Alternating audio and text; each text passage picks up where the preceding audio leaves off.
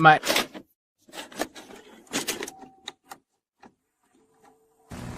Are you ready to get physical? It's time to talk some piss and more. We gonna talk about it all. DVD, CD, UHD, VHS, books, Blu-ray. Who knows, maybe you'll even see a laser disc today. Let's get physical. We wanna talk some physical media. Movies and TV, music and more. Come check out what we have in store. This is the Media House Stream. It's time for some physical media on FanZcene. I know it was like really popular because it like won some Oscars and whatever, but Jimmy does dance. It's got the Mighty Ducks guy. Got that guy. No! Yes, but no! He's not the Mighty Ducks guy! It's Emilio Estevez! Who's the brand?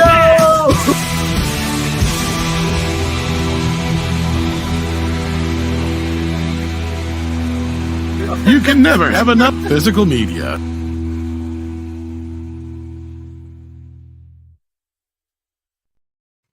Well, hello, fellow followers. Welcome back to the Physical Media Show here on FanZcene.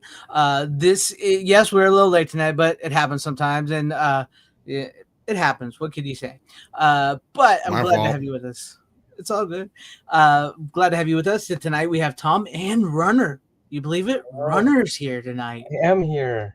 Runner, I am where here. have you been? Working, life. That's where I've been. Working in life. What can you say? So much. But yes, He's grown up so fast. I know. At least we don't have to put up with rookies. And I lied. I have one more than I thought. I forgot. Oh, really? I have been. This has been a week that has swamped me so bad. I have not been able to watch a whole lot this week. I haven't even gotten back into Twin Peaks, so because I've been so busy. But let's get to the chat real quick, and we'll get everything started. We got Ace Hanlon. Hello. Yeah, indie reboot. Not all for that. No. You knew it was going to happen. Disney can't create new things, and if they're going to keep destroying things, they're going to keep destroying things. So, yeah. And greeting Trevor. Yes, they cannot leave well enough alone. And hello and hail and welcome FKHC 2005. What is up? Salute, Steven. Salute. Deleted scenes. Glad to have you in the chat. Yeah, so much for only Harrison Ford can play anything. Hail to all Hellraiser and TPMS, the Physical Media Show, go together like cheese and peanut butter, perfect for perfection. I like to say they go together like B movies and boobies. It works. And what is up, Hank V? Glad to see you in the chat with us this evening. Hail to you, Tim Hayes. Glad to have you with us as well. What is up, Danny Hooley? Hey to you. Glad to see you out there. Howdy, Double Fett. Glad to see you in the chat. And Joey, technical difficulties, please stand by. No, sometimes we do run a little late. Hey, we are people. It happens. No big deal. But we are here for you now, and I hope you guys enjoy it. Glad to have you with us, Joey. Let's see who else we got here. Hello to you, Corley and Rogue. Hi. Glad to see you with us. And hail to you, Anthony Draven. Glad to see you in the chat. Good evening, Tyrell72. Live long and prosper. As always, what's up, Stephen Luther? Glad to see you in the chat.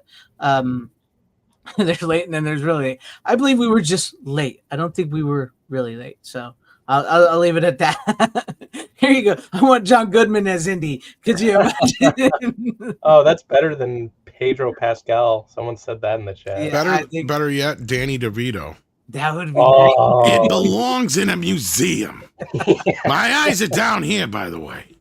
I want to see Nicolas Cage or Willem Dafoe as Indiana Jones. Oh. I was a treasure protector, but now I'm gonna take it. I mean, there's already National Treasure, though. Yeah, that's true. I'm a national treasure. I once was. Willem Dafoe would be great, though. That'd be Could you fun as imagine? fuck.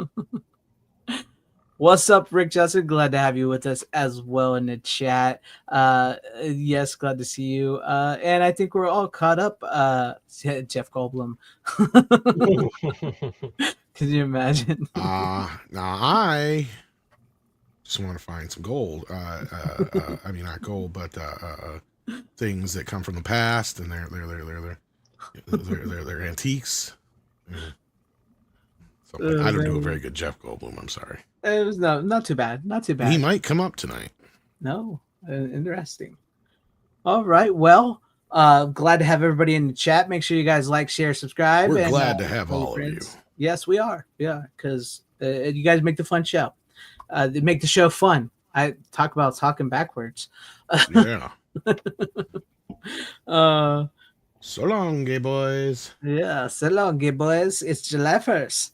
Only one man can play that on me, of course. Yeah, I did. I did see that. I can't believe HBO Max posted that shit. Oh, dude, that was hilarious. Zaslav was like, I'm going to do this. If they're going to screw me out of this, I'm going to do this. Put it out and there. And then the next day, Druckmann gets fired on top of it all. Yeah, I stepped down.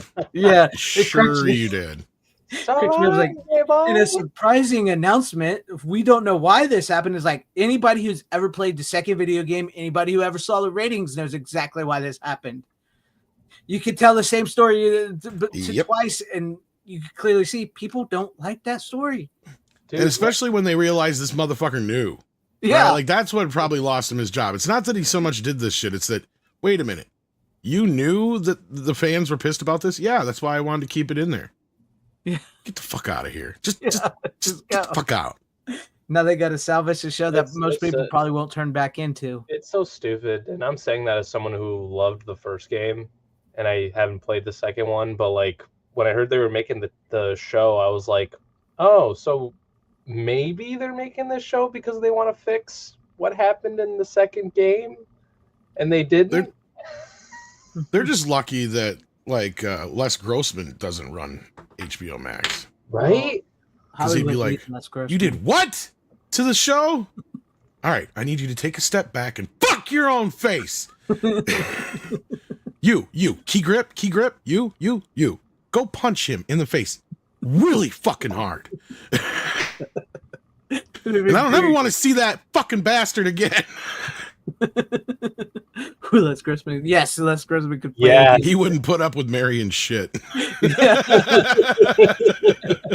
Hell, Brian, you fucking whine too much. I'm leaving you here. I got what I need. I want to see that movie now. maybe that can be the Les Grossman movie that he's working on with Chris McQuarrie. There's only a couple ways you can go about it, so it'll be interesting to see what they come up with. Yeah, you could. Yeah, but we did get a couple of exciting announcements today. Yeah, let's get into it. We got Night of the Living Dead coming from Synapsis. Yes, the remake. The remake, of course, with the uncut version for the first time in 4K as well as the theatrical, and a buttload of extras. It looks like, so looking forward to that. Yep, at least a nice collection. Synapsis, it says here. The Tom Savini remake? Oh, never mind. Synopsis, like the synopsis of the movie. Okay. Oh, my bad. I was gonna say, I think it's Sony. I think it's Sony releasing it. Yeah, it is. It's a Columbia title. Yeah, and then Vinegar Syndrome dropped a few more, like Mac and Me. So they decided to make up for announcing that shitty Carrie 2 movie. Oh god, I can't believe there's even fans of that movie. I know, right? It's bad. And then otherwise we got the info on 40-Year-Old Virgin, which has already been announced, so we knew about that. And Shit Factory dropped one of the shittiest of their announcements ever by just re-releasing a bunch of movies mostly. I think they had one new title, I think, amongst their things, and I don't remember what the hell it was. Yeah, I was gonna say what it was. I know it's like we're getting the Halloween movies again. It's like, and I'm pretty sure they're the same release we got before, just in a steelbook. Yep. Yeah. And unless anybody else can remember, Kino Lorber did announce, though, they're doing Throw Mama from the Train. Oh, yes. I'm looking forward to that one. And then Arrow was another one that was kind of meh with their announcements, because a lot of these had already been released in other, like, I already have American Gigolo, for instance. Yeah. They're just releasing it in the UK now. Deadstream, Lost in Space, they're doing Creepshow 2. That's the only one I'm really looking forward to. Yeah, Creepshow 2 sounds like the best. The Woods, The Good, the Bad, and the Weird, and some other ones. So, yeah. So we did get a few announcements this week. Other than that, I think, unless I'm forgetting something, please remind me. No, I think that's about all. that I remember. That's all I That I saw recall. too, because I know I saw the vinegar stuff when you showed me the Return of the Night of the Living Dead. Night of the Living Dead. I'm actually looking forward to that one. I do like that remake. Yeah, me too. I remember the Rage Carry 2, Thermometer for the Train, which I'm actually excited for. Aaron Brockovich. Other than that, Oh, Aaron Brockovich. Yeah, I think I saw that. yeah, that's been announced already though. Yeah. But That's yeah, it. that's Yeah. it. And I ain't buying no Halloween again on 4K. That's why I was just No. telling Runner earlier. Is like we No. haven't bought Shit Factory in a long time. It's just because they ain't got good movies anymore. Yeah. So. Well, there are some. I did say that there are some stuff I'd like to get at some point, but just on like a really good sale. Yeah. Well, But, we did. but that's not a lot. Like I'm Yeah. interested in some of the Hong Kong stuff that they like bought the rights for and all that stuff, like the John Woo classics and all that they'll eventually release. Yeah, but That's about it. I need to get into more Hong Kong type films. But with that being said, Runner, let's go ahead and start with you since you got the most titles of all of us tonight. Oh God, does Tom not have the most? I got No, 5. He's got Oh 5. jeez. Oh wow, I beat you just One by of them's a set though, so. Okay. So this one, I rewatched it like a week ago to prepare for a new movie that came out. Top Gun Maverick again. Top Gun Maverick, but the reason why I watched this movie is because I saw this movie. F1 the movie. That's what? What? Re? What? What is Re?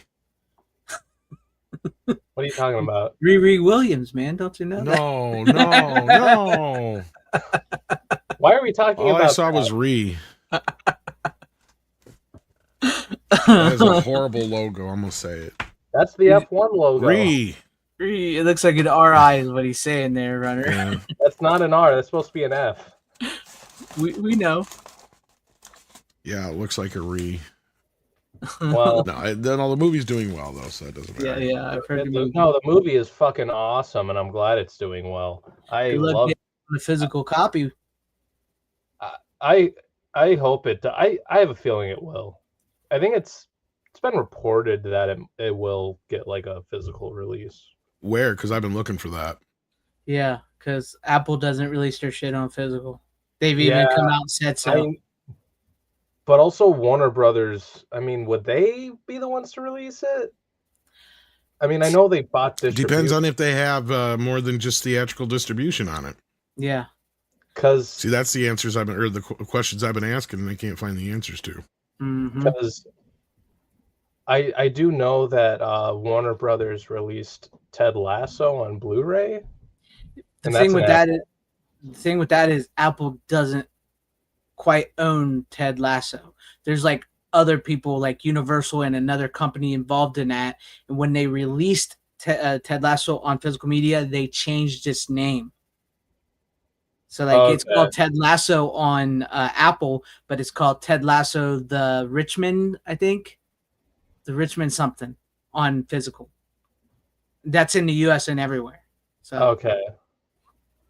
I mean, I feel like this should, I mean, out of all of the Apple movies that they've like released, or at least in the theaters that I've seen, like F1 is probably the one that should be released on physical, just because of the way it's shot and the sound and all that sort of stuff. But we'll see. I would love to see a physical release of that, because that'd just be a perfect like 4K and all that sort of stuff. Kind of like Top Gun Maverick. Well, give us your quick thoughts on Top Gun Maverick, which we probably know. I mean, we've talked about it. I just brought it on. I just brought it on because it's, Joseph Kosinski. I was excited for F1. I was gonna say, I just brought it on not that long ago. Yeah, Tom just brought it on a little while ago. Oh, and most people have seen it, so it's like I don't need to run down the story or anything really. It's a great movie. It's a fun movie. It's awesome. F1, if you love Top Gun Maverick, I think you'd dig F1. It's a fun movie. it's it's like Top Gun, Maverick, and Days of Thunder kind of. I was just about to say you could have brought Days of Thunder to go with. I didn't watch Days of Thunder though. I was thinking about watching Days of Thunder actually because of because of it. I mean, I do. Here's the thing, I do want to watch Days of Thunder. Oh, is that one of your picks? Oh wow! Might as well go into it since we're talking Might this. as well go into it. Just show it real quick, Tom, up again. Days of Thunder. There you guys have it. Oh, is that the slip? Oh, you got the slip cover. I got that. I got the slip cover. I got that. I was slip going to bring it too, but I didn't get a chance to watch it. I didn't get a chance to watch it either. Ironically, I watched it the day it came out without realizing it. Yeah. Yeah, I do that all the time sometimes. Like, I'll watch a No, movie. that's the 35th anniversary. Well, because everybody was talking about this F1 movie. I'm like, well, I'm not going to go sit and see that in theater. I'll wait till that comes out on video. But I'll watch Days of Thunder instead. So, yeah. Okay. I mean, F1 is worth seeing in the theater if you do want to go. But if you don't, then that's fine. Yeah. Well, I've heard good things about it. I mean, I do. Another reason I want to see Days of Thunder again, because I've seen it once before, but is the director wants like a crossover sequel of both Days of Thunder and F1. I'm not sure how you think about that. I mean, if they can do it right, I'd be up for it. Yeah, I mean, I haven't seen F1, so I don't know. But I'd really rather, if they do it, not Apple be involved. Because if it's, I would like a physical copy if it turns out to be good. I mean, that's the thing. That's the one thing I thought about when that director Joe Kosinski, when he like said that, like as like a pitch to bring back Tom Cruise and Brad Pitt on screen, just racing each other and all that. I'm like, at one half, I'm like Apple would have to be involved, and then there's Paramount, who owns Days of Thunder. I mean, you do have Jerry Bruckheimer, who produced both of those movies, so that could work, but I don't know. I mean, it could be. But what you think of Days of Thunder, Tom? Because I know you much like me, we're not huge Tom Cruise fans. It's one of the better Tom Cruise films. It helped growing up that, like, you know, racing was always kind of big around here, even though I wasn't really into it. So it was a pretty popular film. Dick Trickle's from the area, so that's, I guess, what I understand, is partially some of the inspiration for Tom Cruise's character. And no, it's just it's one of those fun movies. It has a lot of Top Gun-ism kind of elements to it, but also they do a really good job of telling this story to the audience that may not necessarily be into this stuff. And they do a good job of, and Tony Scott does an amazing job of portraying it on film. And this is one of those movies that's like a visual, like, I mean, it's really well done, really well scanned. It's an earlier Paramount 4K, but it still looks pretty good. I mean, if anything, it would have been nice to have like a Dolby Atmos upgrade to it, but I think it just has the 5.1 track from before, I'm pretty sure. So, but no, it's a fun film, and if you haven't seen it, check it out. I'm pretty sure it's still available. Yeah. Yeah, it looks good. I actually got lucky finding me a copy of that because I was at a like a secondhand store, and it just like was a pile of Blu-rays, and I found that there with the slipcover, like brand new, even with the digital copy on the inside, $5.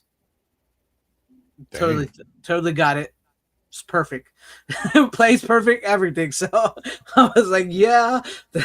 See, people, sometimes you can get lucky at secondhand stores and thrift stores and stuff like that. So never discount them when you got the slipcover. And the slipcover. Yes, I did. I got my Days of Thunder at fucking Best Buy before they sold themselves out as a company. That's what you get, man. That's what you get. I guess.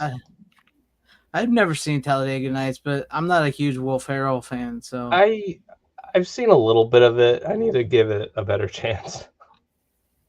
I don't know. I'm not like a huge Will Ferrell fan, and like I like some of his stuff. I think Anchorman is probably my favorite. Those are my favorite movies he's done. Anchorman. So I did like old. give Anchorman another chance because I thought it was okay when I saw it. I liked Elf. Elf was probably one of my favorites, and Step Brothers. Oh yeah, Step Brothers. Okay, I'll take it Like- back. Anchorman, Step Brothers, and probably what did I say? Old School and Elf was it. That's about really honestly. Old That's School's about good. it. Old School's good. I like Old School. It's really about it of his movies I like. Elf is probably my favorite just because I watched that a lot as a kid for Christmas. See, I agree with you, Berserker. He's really not that funny. He's not as bad as Seth Rogen, but he's really not that funny. All right. Well, what do you The guys? right material, he's fine, but Yeah, the he's right not one. as I don't know. There's other like comedic actors that I think are better for sure. Speaking. Well, are you guys got any? Are you guys done? Yeah, I mean, yeah, I'm kind of done. I mean, I I don't would have much else to say. I would love to talk about F1 a little bit more, but knowing you guys haven't seen it, I mean, Yeah, I haven't seen it. So like, it's a little predictable at times, but it's really fun fucking movie. yeah. It's great. Like that's what I was saying to you backstage, Greg, is there's a new movie that came out that I think you'd like, and that's it. I'd have to give it a shot. I will I think also I think you dig it. Like Brad Pitt's like fucking perfect for the movie. we'll have to also say I'm not a huge Brad Pitt fan. So. No, but he's good. He's good in this movie. This he works. Like his charisma, all that sort of stuff. Him like just the overall persona in the film, like it works. The rookie, the guy who plays the rookie, I forget his name, but he's really good. And Javier Bardem's fantastic.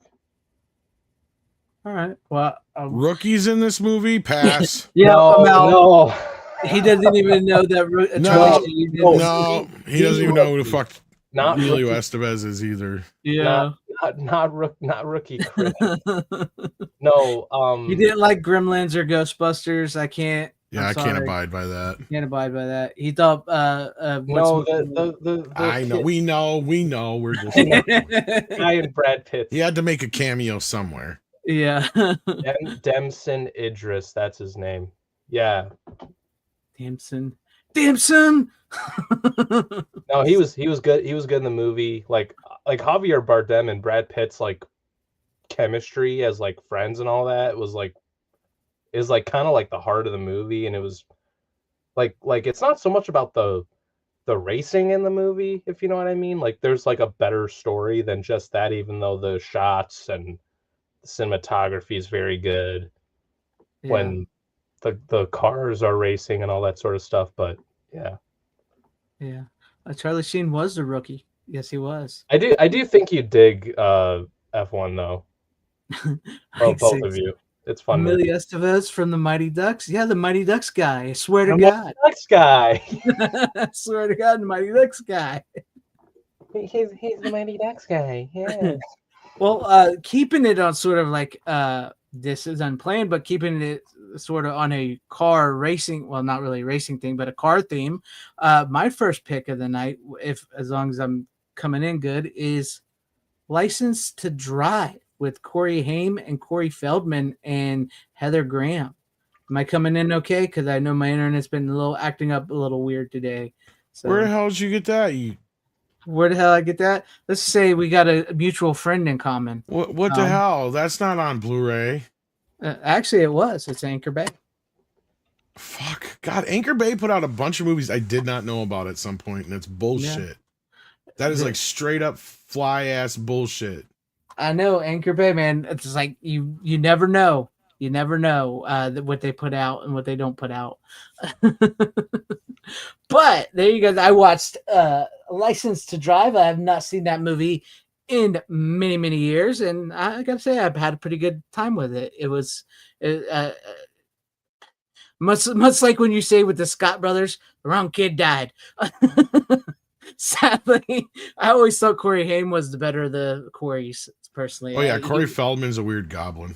Yeah, and yes, Heather Graham. Yes, Heather Graham. Here you go, Tom. It'll go in your box. So there you go. There you have it. You're He said muted. something about one last week too. I forgot to tell him about. Oh, But there's one that I think he might be sending me that I did watch tonight on my DVD. So we'll talk about that. Oh, we'll talk about that. And yes, Mercedes Benz was. She's Heather Graham is, the girl. But for anybody who may not know what this movie is about, so I'll get into it a little bit here. Is Corey Haim is your everyday average suburban 80s teenager, right? And he's turned 16 and he wants to get his license. He has a twin sister. He's got a great I mean, you got I love like the 80s films. Like you forget like some of the stuff we actually had back in the day. It really made me miss that, like suburban life and everything, and like growing up, whatever. But like he fails his license test, and he ended up making a date with Heather Graham's character, her name is Mercedes in the movie.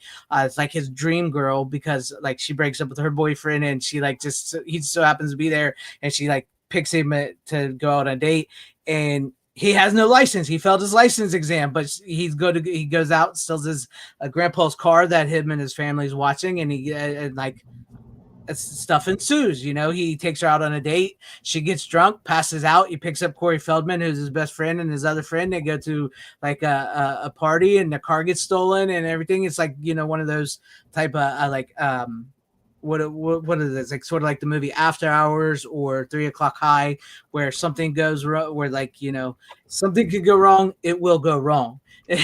But it all ends in like the typical 80s fashion. It all ends great and everything. But yes, License to Drive is a great 80s flick. Corey Haim was really good in it. You could totally see he had the presence, of acting and everything. And Corey Feldman always played second banana to him in most of the movies they did together. But yeah, it's very hard to find now, sadly. It's an old Anchor Bay title, and as we know, those Anchor Bay titles went out of print really quick. And once the old Anchor Bay split up, some of those titles were lost and never put back out again. And so there you guys have it. If you've never seen it, it's great. It's a fun movie. It's a slice of life in the 80s. It really truly is a slice of life in the 80s that you don't really see anymore. But you guys figured you guys were talking about cars and stuff, and sort of a I car. got a license to drive. License to drive. You got yours, Corey? I got mine. Well, actually, he does it in the movie Feldman. They want Corey Haim to get the license. What is this obsession with Michael Jackson and trying to be like him? He's my hero. Ah, Corey Feldman. I'm Corey Feldman of Dream a Little Dream and Teenage Mutant Ninja Turtles. You've probably heard of me. I was also in Stand By Me and Lost Boys. Oh, and don't forget I was in Goonies and Gremlins. And Meatballs Rated 4. PG. He was also in Meatballs 4. We don't talk about Meatballs 4. Which is Don't funny. forget, I was also the guy who killed Jason Voorhees in Friday the 13th Part 4. Yeah. I'm coming back for him. The reason I bring that up is because it's literally what he says at the end of Meatballs 4. It's like when the credits start rolling and he's making out with the girl, he's like, I was in Goonies. He's just saying that. Are you? I forgot all about that. I was just making fun of the motherfucker. No, like he literally does that. There's like this whole channel like that does this whole shtick where that's all they do is make fun of Corey Feldman. It's hilarious. Yeah. It's called Jim and Them. Oh, really? Yeah, I mean, I'm sure they talk about other things, but only the Corey Feldman videos ever pop up on my feed. Because he does his music career, and he is so just obsessed with himself at this point. And like, I mean, I've found out so much about Corey over the years that, and he's done nothing but try to capitalize on Corey Haim's death. So like, yeah, and it's sad because like when we were growing up, the Coreys were cool. We like both, like I said, I always like Haim better, but we both thought Corey Feldman unfortunately became that uncle that never grows up, right? Like that uncle that still has the fucking mullet and the Trans Am from 1984 and just won't grow up. Like that's kind of what Corey Feldman is now, sadly. I mean, he's probably Yeah. worse than that, but I'm just gonna say that for now. Leave it. I get where you come because he's still trying to live like he's still in the 80s, which hey, I mean, I'm very forever nostalgic and stuff, 22. but yeah, he's not 22 anymore, folks. Clark the Shark. I was gonna have Clark on here tonight, but he was busy. He's watching Jurassic World Rebirth. So I take it you didn't I've heard it. it called Afterbirth. Yeah, no, most people haven't. It's funny he mentions that though. Yeah.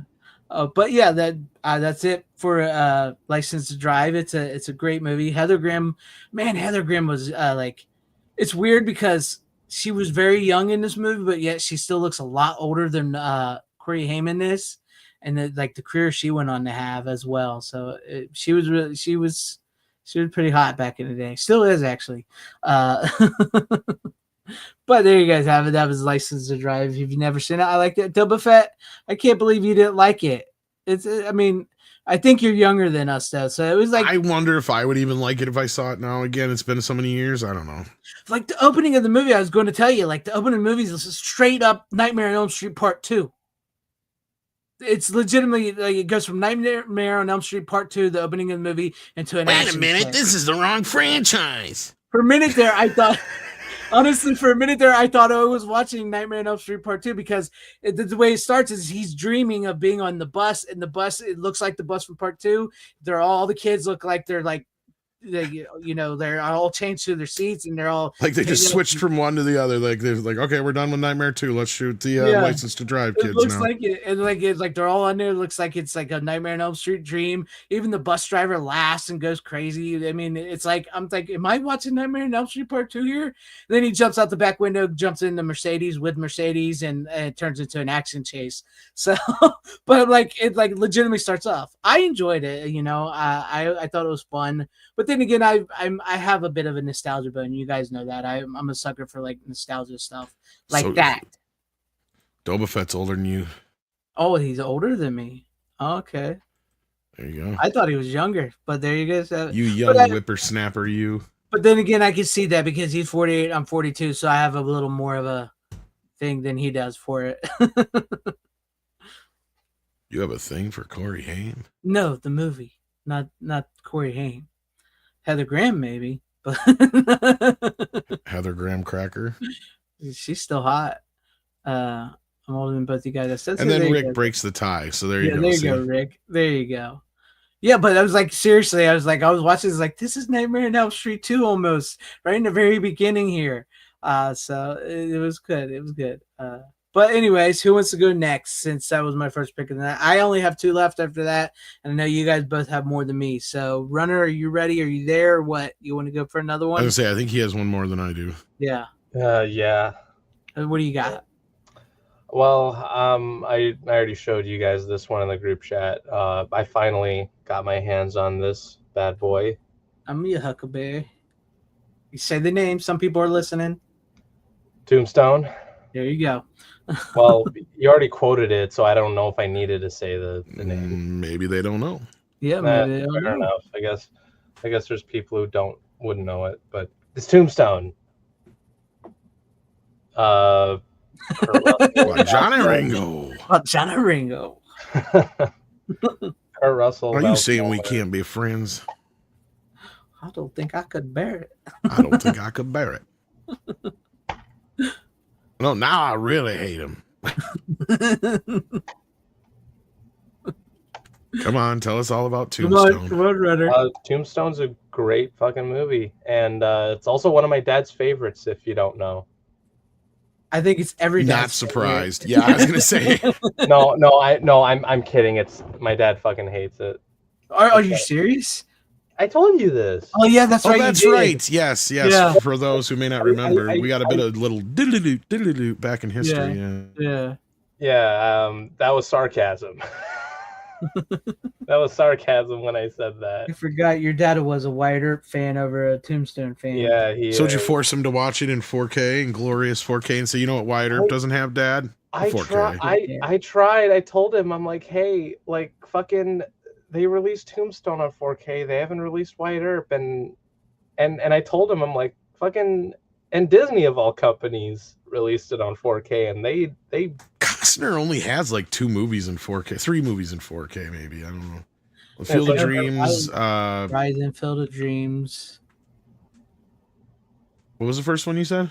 Horizon, isn't it Horizon on Oh, yeah, 4K? Horizon. Duh, I forgot about Horizon. Yeah, But Horizon. Robin Hood, which has only been released outside the U.S., and Waterworld. Waterworld. Wasn't the one where the thriller? What's it? Where he's like in a bed with that chick? I see the poster. Oh, The name. Kino Lorber released it. Yeah, Kino. That's what I'm No, thinking of. No, Oh, No Way Out. That's right. Oh, I yeah, No reviewed Way it. Out. Duh. That's it. No Way Out. Yeah, I think Dirt. that's about it, really. Yeah, for some reason he hasn't had a ton yet.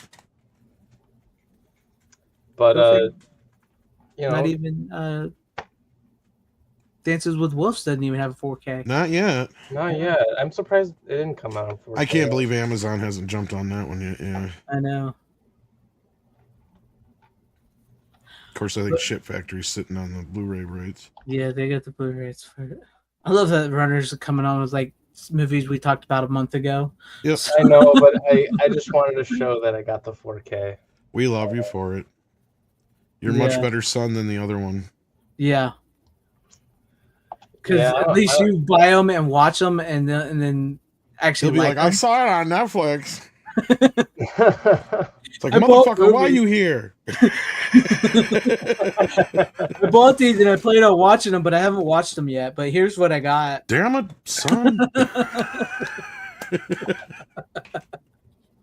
You can't have the the. We can't There's take always that one one. out in public. It's like, There's always one, Yeah, God love him, but You tell Where's him our I'm coming, favorite? and hell's coming with it's coming me. with me. with me. You called the thunder. Well, now you got it. Mhm. Behold a pale horse Oh, hey, Wyatt. in hell. I didn't know you was back in town.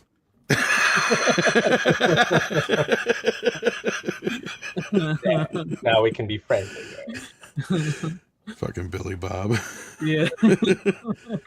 You know what's so crazy? You stupid sons of bitch. How many times I have to tell you? Oh, he smacks the piss out of that guy too. Oh, Billy Bob Thornton. Yeah. Yeah. Dude, you know what's so crazy? Is this is the first time. Damn it, Bobby. This is the first time I really realized that was Billy Bob Thornton. Every Really? other time I saw the movie, I didn't Really? recognize him. No. And I can't remember how he got involved. Something to do with the director, like he was buddies with the director, I guess. Mhm.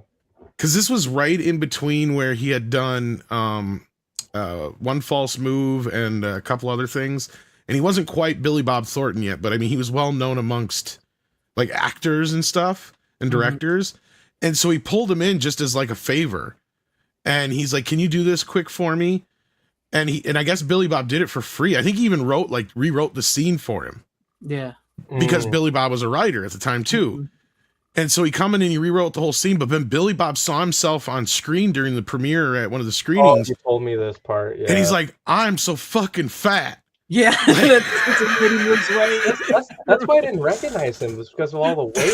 Then when I saw it this Oh, time, that's the only time he ever really looked like that too. yeah, that's why I didn't recognize So him. he was eating pretty good after selling. His He was on that TV show with John Ritter though for a little bit. Yeah, I mean, he had done a few things to where he had kind of gained a little bit of success, right? Like he was kind of up and coming, and then he saw himself, and that totally fucking. But the impetus of that whole thing was when after he lost the weight, he then went and wrote Sling Blade, and yeah, 2 years later, here he is, Billy Bob Thornton. So yeah. Yeah. And you're right. I did forget JFK is on 4K. Oh yeah, And That's true. That's true. I will. And Untouchables I have is on it 4K. right here. And yeah, Because man, Shout re-released it Oh, again. yeah. Oh yeah, and the Untouchables. I have Yeah. Untouchables. I was kind of talking more of his directorial stuff, and then I remembered he didn't even direct Field of Dreams, but still. Yeah. Funnily enough, isn't that the same director who did Tombstone? Who did Field of Dreams, or am I thinking of the wrong guy? No, Yeah. I don't think so. The director of Field of Dreams was. Never mind, I'm thinking of something else. Yeah, not the Yeah. same guy, no. Yeah, Phil Aidan Robinson directed. Well, and George P. Cosmastos, he came in after the movie had already started, too. Mm-hmm. Hey, what? I didn't know you was back in town. I love how he says that. Yeah. You gonna skin it, or you gonna sit there? Yeah. Leave the shotgun. Yeah. Tells him to. Oh, Bobby, I forgot you was there. Yeah. You may go. You may go. You may go. Thanks, Uh, Doc. Wyatt Earp isn't bad. I know it's got his fans. I It's know all right. it's all right. I just was more of a Tombstone guy myself. I think we've talked about that before. Yeah, a bunch of times. But yeah, We've only talked about this briefly, or not briefly, but just like a decent amount. Is because I would tell these guys like, my dad is not a fan of Tombstone. He prefers the Kevin Costner Wyatt Earp. Mm-hmm. And we've told you how that the only reason that exists is because of Tombstone, right? yeah, Yes. Yeah, because Costner was initially cast as Wyatt Earp in Tombstone, and then he fell out because he was mad that the story wasn't. He wanted to rework the story to where it was more about Wyatt Earp and keyed in more on Wyatt, but the script was more of the ensemble thing, right? yeah. Mm-hmm. And it was mostly just about the OK Corral and the Cowboys, and he wanted to do a whole big broad life story thing, and so he kind of is like, "Fuck you, I'm gonna go do my own," which Costner could, right? Like he had that pull, so he did it.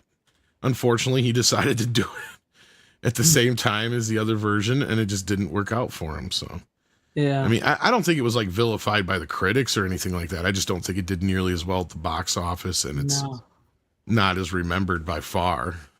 Well, plus, like we showed that clip with Kurt Russell where he talked about like, "I'll be in your movie, you kill me. You be in my movie, I'll kill you." And That's what kind of makes him look like a jerk too. Yeah. Yeah. And then like the I think it was it Katzenberg that we thought it was, or who was it? Somebody like you could tell is like, yeah, no. And then Kurt Russell like, well, fine, we're gonna we're just gonna kick your ass with our movie. So that's pretty much what happened. And but Tombstone is a great movie, and it's like I'm really honestly surprised your dad does not like Tombstone, because like everybody I've ever known who's a man, their dad, one of their favorite movies is Tombstone. So it's crazy. Well, there you be. Yeah, I don't know where Runner is. I don't know if we lost him. Oh no, I'm He here. left. Sorry. No. I don't really have anything to bounce off a Tombstone with. Neither do I. Might as well do these since they're kind of the centerpiece. I don't even have So anything to I didn't bounce get the off new that. one, but I have the old Jurassic limited edition 4K. Mm-hmm. So it's the old versions of the discs. Now, my understanding of the new ones that are out there, these only have standard HDR, those have Dolby Vision, and these have DTS:X, and those have Dolby Atmos. So those are the two main differences, is my understanding. Otherwise, they're the exact same. But some people are saying that the Dolby Vision does look a little bit better. I don't have them to compare, so I can't tell you. To me, these look pretty good as it is. The DTS track is amazing. Like, it's the most active my rear speakers have ever been. Mm-hmm. And just some of the sound effects are all over the place. The only downside is I do wish they did have the original DTS mix for Jurassic Park on here, because that is the first movie that had DTS surround sound on it. But I don't know why, and I still can't figure it out, that the Blu-ray.com info for Lost World, I think, is wrong. It says it's a 2K upconvert, but I don't understand why it would be, and it sure as hell don't look like it. Mm. So, yeah, I'm not quite sure why they would say that, because I don't think it ever has been in any kind of 2K master or anything like that. It's too early for that. The movie came out in 97, right? So, like, yeah. So, yeah, the first three films are what I watched. I didn't watch The Lost World. And I've heard that they do look a little bit better, but I can't speak to it today. But and then I've heard the sound. It just depends on your setup and your system and what you prefer. So we'll see, because some people were saying that the Atmos isn't as active in the rear speakers as the DTS tracks is. So like, I'm like, that sounds about right. Because that's my biggest complaint possibly with DT. For some reason, Dolby Atmos isn't very active in your rear channels, depending on your setup. But no, I mean, the movies themselves, I just watched the first three just in case I was going to end up watching all of them and going to see the new one today or tomorrow or whatever, but I didn't. So anyhow, I mean, the first three films are really good. First one obviously is the best. Second one is a guilty pleasure of mine. And the third one is almost dog water, but hey. But it's got the talking raptor. Alan.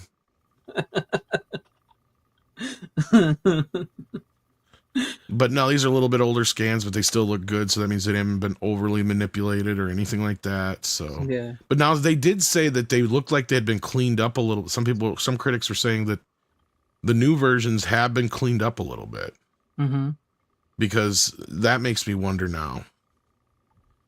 Because like in this version, they still have like some like little blips in here and there and stuff that would show up on the negative, just stuff you can't avoid. But I guess they went back and cleaned up some of those things. I'm gonna have to get them on the 4K, so I may have to get the new ones, I guess, when I get a chance. And the new ones aren't bad sets, except for they split them up. And if you want both of them, you're going to spend a lot, because that's $60 a pop plus times 2, so that's 120. And the first 3 keep selling out. Now it's easy to get your hands on the second set. Yeah, the problem is I'd rather I just have the first 3 movies and maybe Jurassic World. The first one, the rest of them. So if that's the case, you might want this set, but then it doesn't have the Dolby Atmos and it doesn't have the Dolby Vision on it. That's all this has is the first 4. This would be the 25th anniversary collection. And I overpaid for this at some used shop a few years ago. I mean, I think I saved like $10-15 on it at the time, but you could probably get this for cheaper. Because the biggest complaint is it's a universal book. Oh, you know how those lovely things are. Yeah, like the Indiana Jones and the Star Wars and the Hitchcocks and all those. Yeah, the Hitchcock one, yeah. But yes, it does have all 3 discs of each, except for this does not have the 3D version of Jurassic Park, which I do have, and I think I brought on before. But so I'm not going to extensively talk about the films, because I think we've talked about them in the past. But yeah. First one's still the best, though. You're right. The first one's still the best. Lost World's good. For all the crap that Part 3 gets, though, I will say I do have a fun time watching it. It has some moments, yeah. Yeah, it does have some moments, but you're right. They probably it actually looks pretty good in the 4K, but I'm like, watching it this time, I'm like, you know what? This feels like a straight-to-video movie. And if it had been a straight-to-video movie, it would be so much better, because then we'd be like, look at how good this is for a straight-to-video movie. Yes. But since it's a theatrical release, we're like, this is a huge step down from the first 2. And I know some people think it's better than the second one, but there's no accounting for taste. No, the reason I love the second one is it's got some cheesy, fun elements in it, especially like that last 15 minutes really makes the movie. Yeah, when they get like the T-Rex in the city and stuff. So yeah. It takes a beat. Tim. Yeah, nice Tim. It does take. It was your birthday too, by the way. Happy birthday this last. Oh, was it? Sorry, I did not know that. Happy birthday, Tim. Appreciate you. It was like yesterday or the day before. I can't remember which, but yeah. I'm sorry I missed that. Yeah, but I haven't haven't used Facebook in a long time. So, but no, you're right. I mean, The Lost World does take a minute to get into it, to get going. But once it gets going, it's a really good movie. Plus, really you got the T-Rex sequence where he pushes the trailer over the edge of the cliff. I love that. I love the raptor scene with the guys in the field. Sure, it has some goofy ass shit in it, but I love the T-Rex running through San Diego. I love it. Yeah. The whole King Kong / Godzilla kind of homage there. I mean, you could tell Spielberg was just kind of having some fun with this one. So yeah. I'm like Tyra. I don't get some of the hate that it gets, but I mean, I get why they sort of wanted to go back to the island in the third movie, but you can only keep going back to the island how many times now? Well, and that's we were talking about that earlier about how there's supposedly 5 islands altogether. Yeah, but they've only been to 2 now, and this new one would be the third the newest island, because this island is the one that so the first film is on Isla Nublar. Then Isla Sorna is the second one, and then the third one's on Isla Sorna. Then the fourth one's on Isla Nublar again, and then the fifth one I think is where Isla Sorna gets destroyed, and then Dominion's all over the fucking place, and then this new one I guess is on one of the new islands, or one of the islands we haven't explored yet, I should say. So that's my understanding of it. To me, it's just like that's a lot of goddamn islands with dinosaurs. That's all I know. Eventually they'll get there. And maybe they'll get the idea. Maybe they'll get it right. Because, I mean, I've been pitching the idea. It's like, this makes sense to me. We've been waiting all this time. We keep having, like, hints that they're going to use them as military, weapons of some kind. I'm like, how have we not got to Jurassic World War yet? Right. And what I mean is, we gave them guns, we taught them, and now they've turned against us. Can you imagine being chased down by a T-Rex with fucking machine guns on the side of its head? Fucking laser Crazy. beams, man. Or raptors with freaking laser Yeah, beams? Laser laser beam. beams. Freaking Exactly. laser beams. When did it get to Island Epstein? There at the top of the food chain, gun. There you go. Look at that. Jurassic World War. And we talked about this. Like, we came about the whole story. Like, and then we got to go to the island of Congo to get Amy and all the gorillas to help us fight Jurassic World War. Oh, that would be great. That's fun. I tried, boy. but Kathy stopped me. She wanted me to make it into a girl boss movie.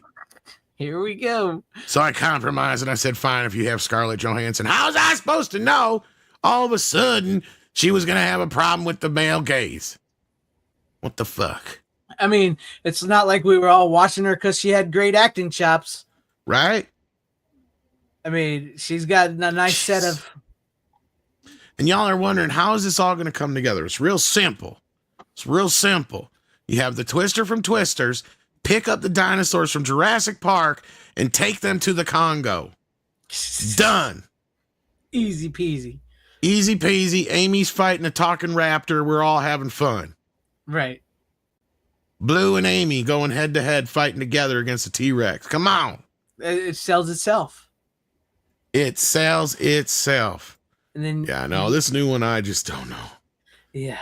It's just... I haven't seen I haven't it. heard much of it at all. For nothing. I haven't heard great things either.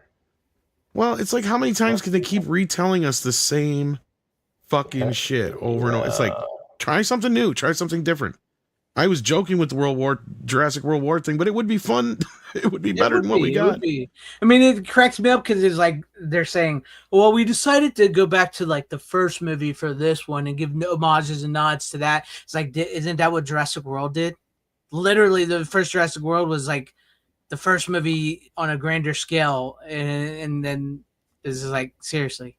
I'll give them this. They shot the new movie in 35 millimeter, and they're trying to go back to like them using like less, like trying to do like less CGI than they did with the new ones or something like that, from what the director was saying or whatever. But I don't know. That's not even enough to kind of sell me. There's nothing that I see that has interested me on that. And if they really think that this movie is going to be the big winner of the summer to some of the other movies coming out, I think they're wrong. I don't see it succeeding where they think it's going to succeed. So, come on, Tom. They're fighting heart disease in Rebirth. They are? Is that true? Is that real, true? Is that real? So they're stealing the plot from Deep Blue Sea. Instead of Alzheimer's, it's heart disease now? The dinosaurs can cure heart disease? Is that what it is? Please tell me you're joking. Oh, Lord. Deep Blue Sea was already Jurassic Park meets Jaws. Yeah. Go figure. You gotta now let they're us just know if ripping that's off the real, rip-offs at this point. That's crazy. Yeah. I'm sorry, but I think Superman's going to be the big winner of those three movies. Sorry, just do. You take that as you will. Well, I'm not sorry because I'm happy that it will be the big winner of those three: Fantastic Four, Jurassic World, and Superman. I think it will be. Let's hope it's a good movie. I hope it is. I hope it is. But anything are they making a Meg 3? Yeah. They are. I wouldn't be surprised. Meg 2. Thank you, China. Hi, Heather Preston. I have not seen Meg 2 yet, but I remember liking Meg 1. I thought I haven't watched it yet either. I have seen Meg 2. Oh. It's not great. Oh. First one was fun. The second one is just like I don't know. I didn't care for the second one as much. Okay. Alrighty then. So, anything else before we move on to another pick?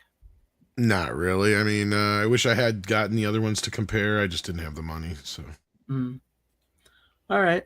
Well, Runner, I'm gonna go back, bring it back to you since you got more and I only got two left. So I'm gonna bring it back to you before I get to another one of my picks, if you are ready. Sure. This is something that I picked up on the Criterion sale. It is an older, kind of sort of semi-slasher type film. Peeping Tom. Peeping Tom. I had that in my hands and I thought about it, but I put it back. I was going to get that myself too because it's technically it is one of the, if not the first slasher. Yeah. I just figured can wait till next time. It's not gonna like sell out or anything. So. Yeah. No, it's not. But I thought I'd get it just because. I mean, I have a couple of friends that have seen it for like a class that they were in, and they're like, "Yeah, you should check this out at some point." And yeah, it's a decent movie. I liked it. I was gonna say, is it worth it? I mean, I've never seen it myself because I know it helps inspire Psycho and everything in the slasher genre. So yeah, I mean, it's literally. I mean, this technically came. Yeah, this came out the same year as Psycho. When I think it came out first, though, didn't it? It might have come out first, but they came out the same year. All right. Whether it came out first, I don't know. Yeah, I think there was this and one other movie I think that beat Psycho to the punch, but Psycho was the one that everybody remembers, of course. Yeah, that's like the one that made it popular or whatever. But they're even like perfected its formula. Honestly, the way this film is made, though, there are some Hitchcockian stuff in this. Yeah, well, they all come with sort of like come from that, they all sort of come like slasher movies and Hitchcock stuff. It's like they all sort of started around that time. So yeah, no, it's just very like noticeable in this, but like, I mean, it's literally about this guy who's, a serial killer type person, and he works with film cameras, and yeah, and it revolves around the film industry, and there's a serial killer working in the industry and all that sort of stuff. It's really the gist of it. But I'd say if you're a horror fan, I would give this one a shot at some point. Yeah, I've been meaning to get it. I almost got it myself, but I didn't because I got other titles and I didn't have enough money. So yeah, no, there were a couple of other things that I was thinking about getting too, but then I was like, yeah, I might pass this time. Yeah. Well, have a good night, Rick Johnson. Thank you for hanging with us. As always, enjoy the replay if you watch it back tomorrow. Yes, so have a good night, my friend. But yeah, yes, I did. The director's career did derail after people, which is funny because it's. I was just actually reading that a minute ago while you were talking. Oh, Michael Powell. Yeah, it's like his career was derailed after Peeping Tom came out, but Psycho helped, Alfred Hitchcock's career even more. So why did one succeed over the other? So yeah, it's crazy. But I'll have to get that. I think usually in November is when they do another Criterion sale, I believe. Yes, I believe it's twice a year. Yeah, twice a year. That's like on their website, though, right? No, Barnes and Noble does it like twice a year. Oh, yeah. So keep that in mind, guys. Like I know a lot of people you want to run up and just do it on Amazon because Amazon will match the prices and sometimes beat them. Mm-hmm. But keep in mind that the only reason that Barnes and Noble's able to do this is because as long as they keep selling. If everybody keeps going to Amazon instead of buying them from Barnes and Noble, whether it's in store or online, they're not going to be able to keep doing these sales. Yeah, that's true. And they're in talks with doing one with Shout now, which I hate to say it, but I did hear that. I kind of hope they would, because we need these things, right? Like, yeah. I mean, I did a video about it. You did a video about it. I actually made a trip to go to one on purpose just so I could, get in and look at one. I've been to them before, but I mean, I just, it's sure there was a couple I had to order off the internet, and I'll get into that as we get rolling here. But honestly, guys, keep that in mind in the future, because I mean, you're not saving all that much by going through Amazon. And also, I mean, if you buy enough of them, you get free shipping anyway through Barnes and Noble, or you Yeah. can go pick them up right at the store. You don't even Yeah. have to worry about dicking around with shit.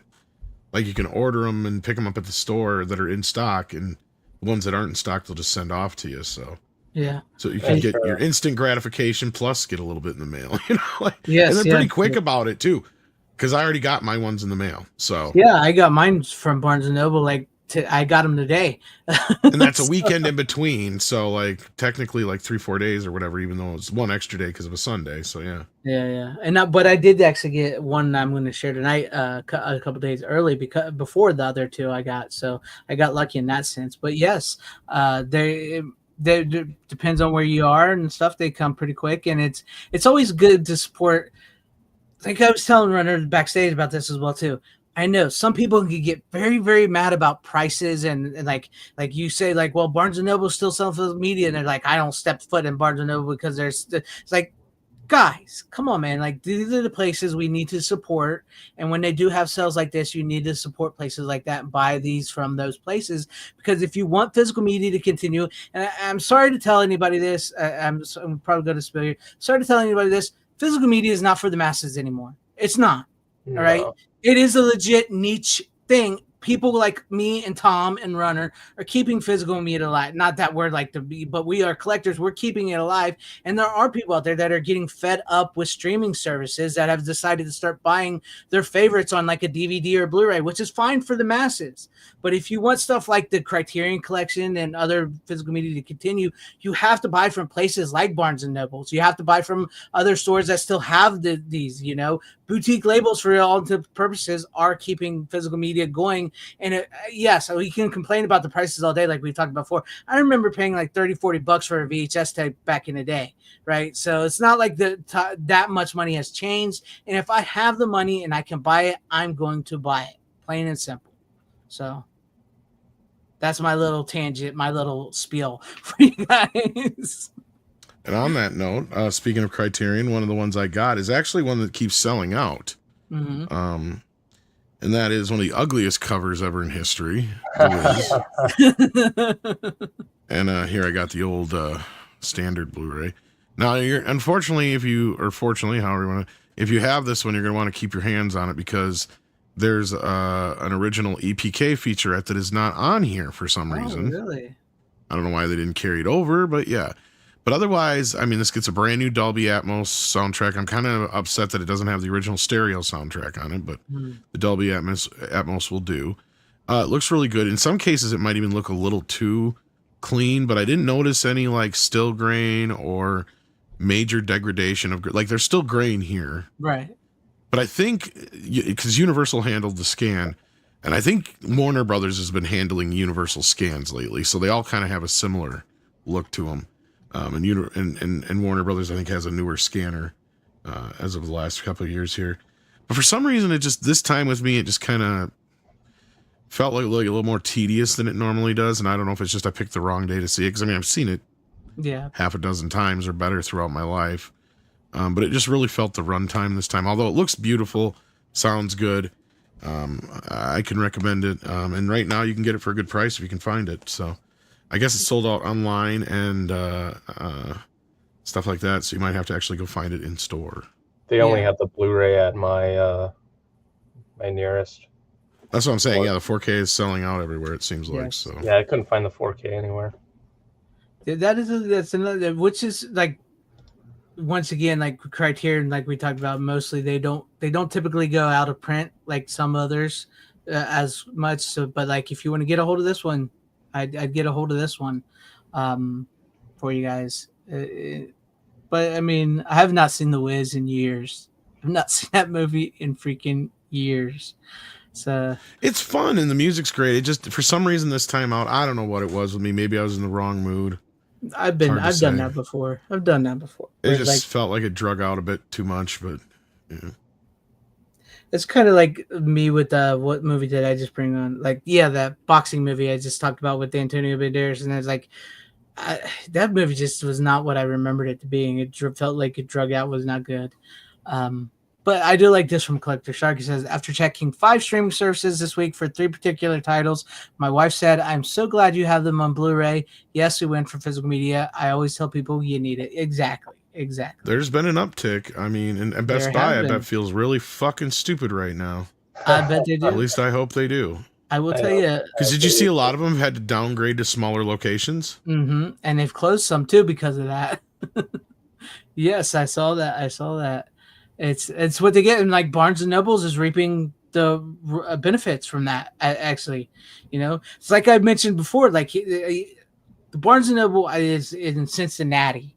I'm a while away from Cincinnati, but they actually reopened after being closed. The store closed down, and they've reopened, and their business is back up big time now down there. So like I didn't get a chance to go down there because it's a long ways away from me, but you got to love the fact that like Best Buy got rid of physical media and there's the downsizing, and then Barnes and Noble literally legitimately reopened because people started going there again. So you got to love that. They're reaping the benefits there. That's all I can say about that. I haven't been in a Best Buy either since they did physical media. Me either. I mean, and that's the problem. That's what they've done to themselves. Like, first of all, you've taken out everything and anything that used to cause you daily traffic, right? Because people don't go in there every day to buy a fucking washer. They don't go in there every day to buy a TV. They don't go in there every day to buy a game system or a computer.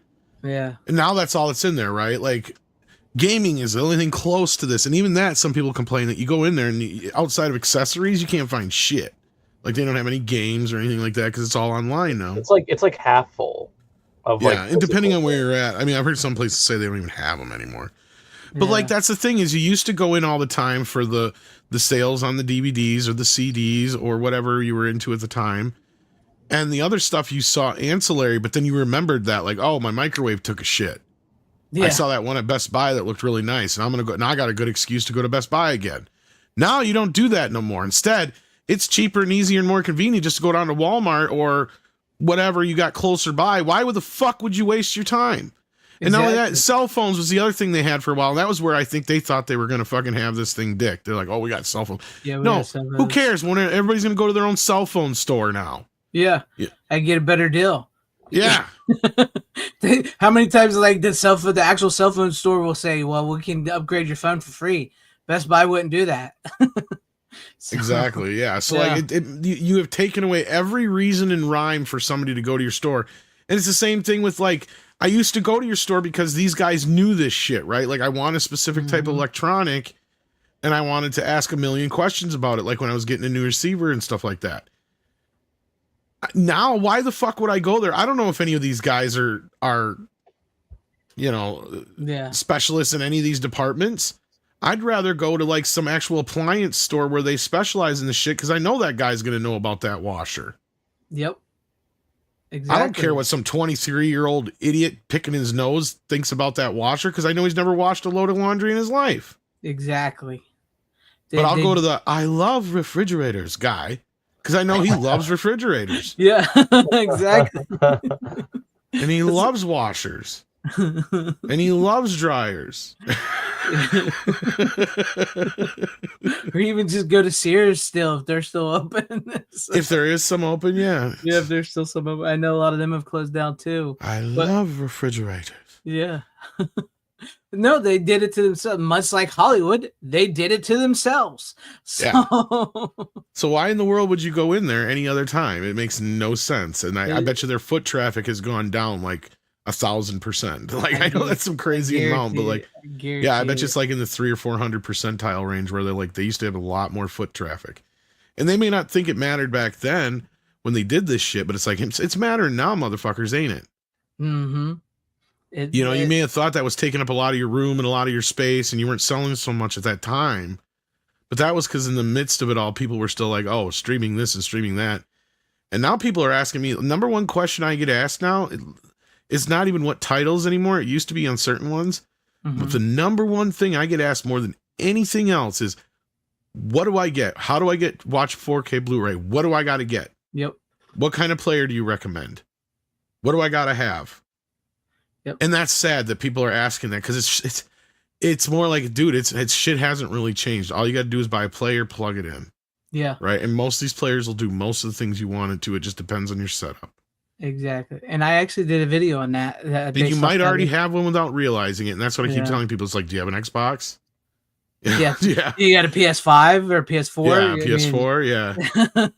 exactly. That's what I did a video on that based on your suggestion because I tell you because I get that question too. So I was like, okay, I mean, I got out my Sony Blu-ray player, not my 4K player, but I was like, this is what it can do, and then I explained what it can do and what a 4K player can do, and I mentioned the game systems as well. Because then you always get those people in your comments is like, why would I buy a Blu-ray player or 4K player when my PlayStation does this for me? Like, well, this video isn't for you. It's for those people that don't understand this. But no, yeah, they've got it. Their Best Buy did it themselves. And as for the Wiz, would you recommend it? Oh yeah, most people already know whether or not they're gonna like it. And for those who have no idea what the Wiz is, the Wiz is the Wiz because I'm just kidding. It's basically a blaxploitation. I hate saying blaxploitation because it's not so much blaxploitation, but it's the Wizard of Oz through the lens of the black community, I guess is a better way of putting it. Mm-hmm. And it does a really good job of reimagining everything in the world of Oz, and in some ways adapts things from the books that never made their way to film before. In fact, I kind of noticed it this time. I was like, oh wow, I didn't really pay attention to that before. The Wicked Witch actually looks more like she's explained in the book here than than the one that we know, right? Because the one that we know from the Wizard of Oz MGM movie, yeah, is not the Wicked Witch as she's explained, as she's described in the book, but she's very, very, very much like she is in this movie.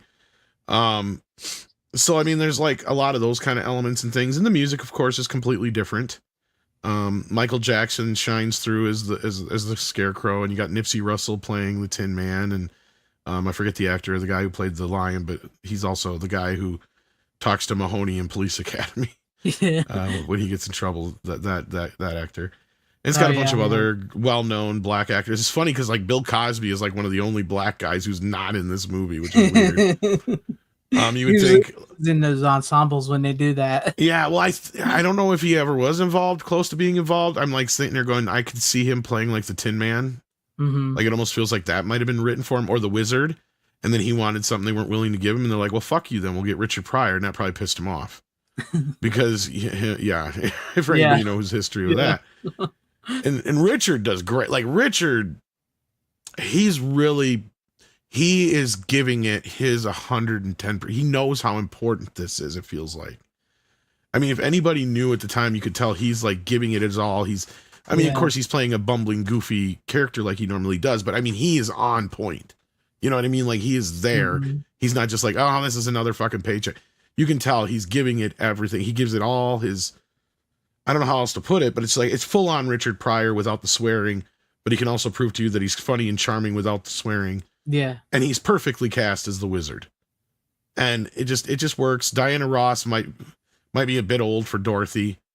I know that was a big controversy at the time because it's funny. I remember asking Paul Chatto about this. I'm like, you were alive at the time. What do you remember about the release of The Wiz? Was it this big deal about them, switching it up as black? He's like, oh, no. He's like, well, there was already the stage play version of it and everything like that. So it was just kind of, expected. He goes, the only thing I remember was everybody was making a big stink about Diana Ross being too old to play Dorothy.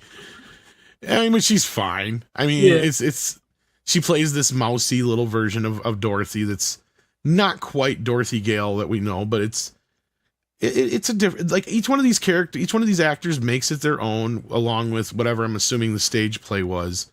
But maybe they expanded it or something because I'm not real familiar with the stage version, but I mean, I grew up on this. I remember watching it on TBS a lot growing up, or WGN, whatever they would show it on quite often. Yeah. And I'd seen it on video. I've had the Blu-ray for some years. And it's only been like 5 years since I watched it. So I don't know what it was this time. Because I was really looking forward to it. Because I'm like, if there's any movie that's going to sing on fucking 4K Blu-ray, it's this. And it did. It looked gorgeous. Looked better than the older scan, even though the older scan isn't that bad. Because I'm even just looking at it to compare it with this one. I'm like, gee, this might have been a 4K scan back in the older one, because it does look really good. And I'm like, most people will be happy with their Blu-ray, right? They're not going to necessarily need to upgrade. Yeah. But for those who do, it's worth it. And if you can find it and get your hands on it, that's going to be the bigger thing. Yeah. Yeah. I mean, that's that. I mean, I know that may sound crazy, but I think that's a positive for this sale and for Barnes and Noble and for physical media that a title like that is sold out on Barnes and Nobles and in the store and stuff. It's kind of a no-brainer for Criterion. Yeah. Like, I mean, that feels like it fits, and it's one of their newer ones that they've added to their collection. So, yeah. Huh. Alrighty then. Speaking of which, I'll show my Criterion collection I got for this tonight. But before I do that, we do have a $1.99 super chat from Clark Shark. Says, "Hail the physical media show." Well, hail to you, and thank you very much for the $1.99 super chat, my friend. I appreciate that. What can I give you? Let's do this one. Somebody said, "Well, it's because kids won't watch black and white." And you know what I say? Fuck them. They can't watch black and white. I always like that clip. But okay, for my for my Criterion collection, one that I just recently got from the sale, I've been on a David Lynch kick. If you can't believe it, I got Mulholland Drive, David Lynch's Mulholland Drive. I have not seen this movie in many years. I cannot get this movie out of my head after rewatching it. It's like stuck in my head. I almost wanted to rewatch it after I watched it. And I'll get into all of it here in a minute, but I just like show it off. One of the things I do want to complain about is though with this Criterion is one thing I do, like Thomas complained about as well, is like I hate that the fact that the booklet, right? There's no you can't put like a little pocket on the side there or something. Right for that? Come on, people. Sorcerers like that too. Yeah. Yeah. I mean, it's great to have a booklet. Can't you give me something where it just doesn't lay in there like that? Like it just lays there. I can't stand that. But yes, I agree with you, Steven. I see it still holds up. But for those of you who don't know, now the book's falling out when I'm doing this. But I like I said, I've been on a bit of a David Lynch kick here lately since I started watching Twin Peaks and everything.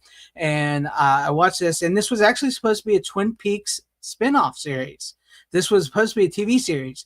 It was started off as a Twin Peaks spin-off series, and then it became its own series. They shot a pilot with Naomi Watts and Laura Herring, who are the stars of the show. ABC once again turned them down. He said David Lynch described it because I watched Special Feature.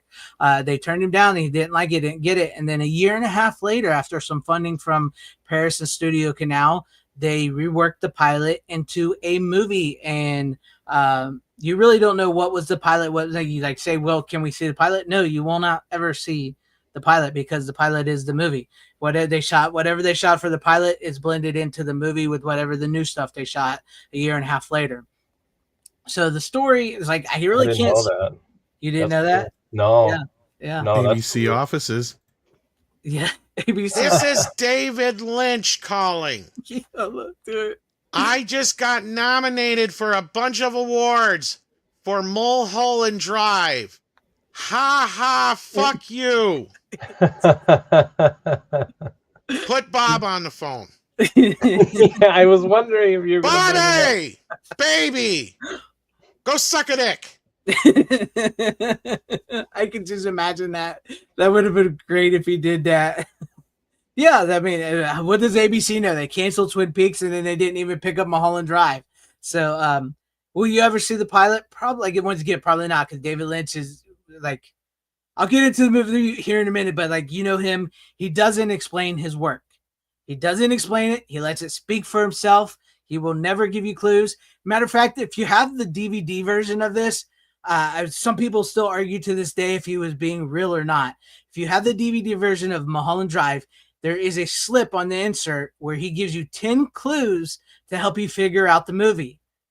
To this day, people don't know if he was being serious or what exactly those 10 clues even fucking mean to begin with the movie. Do you have the slipcase thingy? Do you think? No, it's on the DVD only. I don't have the DVD. It's got to be online. Somebody's got to have somebody put it online. Yeah. I just saw it earlier. I was trying to find it real quick. But like, okay, so let me just try to describe the movie. Full disclosure, I've actually never seen this movie, but I'm really the more you tell me about it, because I knew about it, but I was always like, oh, okay, so this came out during Lynch had this little moment in time where, and I brought on his other movie from this era, Straight Story, right? Where like he was kind of like this darling for the awards, but all of a sudden it's just like he couldn't get a fucking movie made, and I don't know what happened. So yeah, but Mulholland Drive is just one of them I haven't got a chance to see yet. So yeah. Yeah, I'd be interested to hear your takes. Like you said, it's David Lynch. It's very, very David Lynch. It's very weird. For sure. The plot of the movie is best I can explain it because I can't really spoil it with trying to explain it. But because the movie takes technically this is like a part, you know how like John Carpenter has his Apocalypse trilogy. This is sort of part of David Lynch's duality trilogy, starting with The Lost Highway, Mulholland Drive, and Inland Empire. And also Twin all Peaks. 3 of those are ones I need to see, unfortunately. I'm way behind on my Lynchian shit. Yeah, I get you. And also Twin Peaks actually connects to this as well. Once again, like I said, it was supposed to be a Twin Peaks spinoff, but Twin Peaks does connect to this as well. So the basic plot of the movie is I can explain it to you because this is a very confusing movie, but I fucking love this movie, and I'm sorry I'm cussing, but that's how much I love the movie too. I love this movie.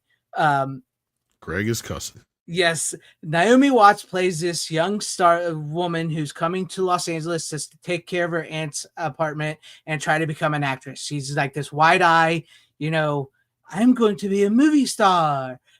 And Laura Herring, I should say, and she gets like in the beginning of the movie, she's in the back of a limo. They pull her over. They're going to shoot her, and then a group of teens in a car crash into them. She gets out of the car with bleeding on her head, and she walks from Mulholland Drive because it actually happens on Mulholland Drive. She walks from Mulholland Drive to the aunt's house and ends up going in there and falling asleep. And then when Naomi Watts' character gets there, she finds her in the shower, and this mystery evolves of like, who is this woman? Because she now has amnesia.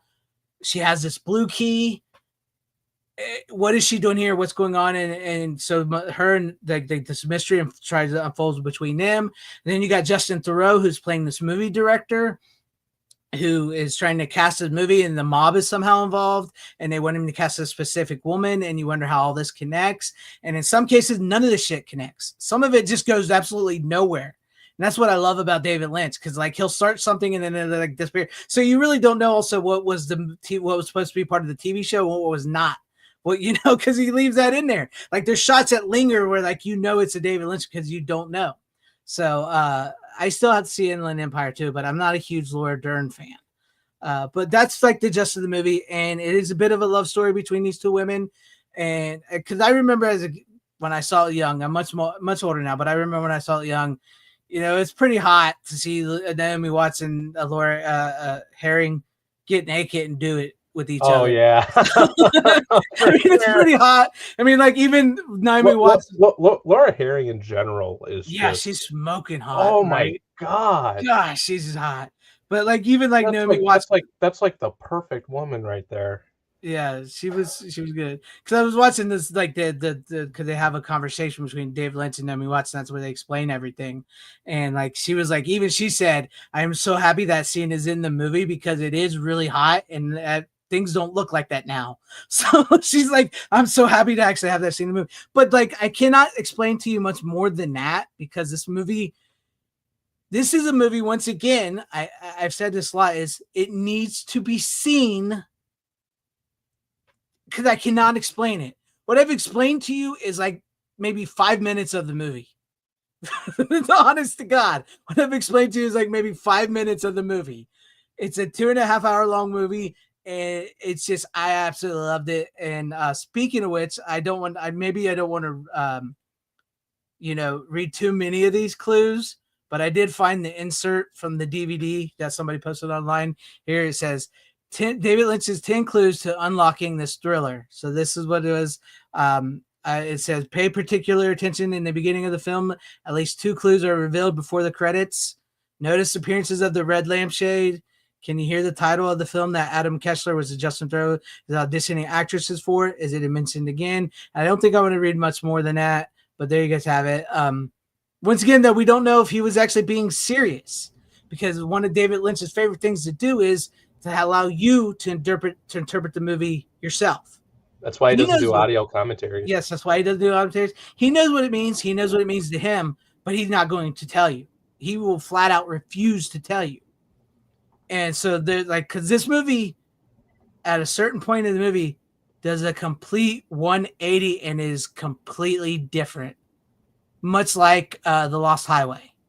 That's why it's called the duality trilogy, because it deals with duality and possible mirror universes. And yeah, I love Lost Highway. That's my favorite David Lynch movie. That was one of my picks, and when you said Lost Highway, I was like, well, fuck, might as well. Well, you might as well bring it up and show it while we're talking. So Lost Highway. I finally got to watching this, and I had this like during the last sale.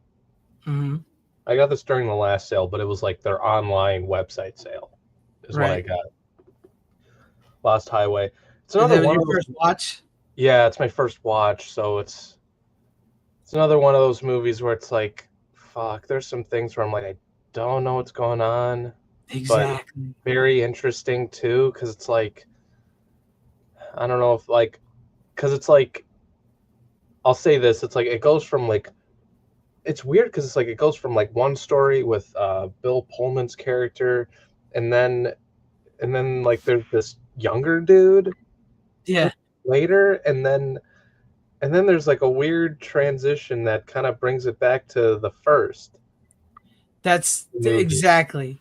And I'm like, what? This is why I love David Lynch. I love his weirdness. I love his confusion. I love his storytelling because it's not linear. And to be honest with you, no. Twin Peaks, Lost Highway, and Mulholland Drives, and as far as I know, Inland Empire, which I have not seen, they all could be in the same world. Or worlds. I could see that. Well, I could see that because all like most of those actors are like in Twin Peaks.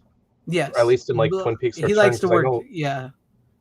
I know Naomi Watts is in Twin Peaks: The Return. Yeah, I've tried to avoid anything to do with The Return until I get to it because I don't want to be, I've heard some things here and there, and I don't want to. I don't want to be influenced when I get to it, but I did hear that I've seen like behind the scenes. I've seen behind the scenes like footage and stuff. You know that one where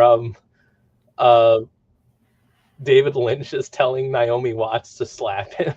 Oh no, I have not, because I've been avoiding anything and all things with it. Oh, it's so avoiding it. It doesn't spoil anything. It's just like Naomi Watts is like pissed apparently, and David Lynch is like, "You're pissed off, slap me," and then she's like, "I don't want to," and then he's like, "Oh, sweetheart," and they just hug. I haven't seen it. It's a pretty like funny, sweet moment. But I have heard somebody did tell me today, actually, that I should probably watch Mulholland Drive again before I watch Twin Peaks: The Return. I better. Somebody told me that today. So I almost really, truly wanted to rewatch it. Tom, I don't know if you would like it or not. I don't know. But I really like this in Lost Highway. I really, really freaking enjoy. But this movie is just like so good to me, and I love the 180 turn. I love the weirdness, and I would love to know what happens with some of these stories that you don't get to see the conclusion to. I really would like to know what happened to some of them, but also at the same time, I don't want to. You know what I mean? I kind of want to just have that because this movie is, and what I mean by the duality thing, not to spoil too much because I don't want to, is like it deals with like people. How do I say this without trying to spoil it too much? It's like people being the same people, or it's the same actor playing two different people or something like that. That's why I said it's possible mirror universes, possible aliens, possible dreams, because as we know, he's a big fan of dreams, and he always wanted to create a dream as a painting, as a movie. So, but yes, if you've never seen Mulholland Drive, I know it's not going to be everybody's cup of tea, and you will be speculating about the ending of this movie for years to come. Still is. I'm still thinking about it. I really want to watch it again.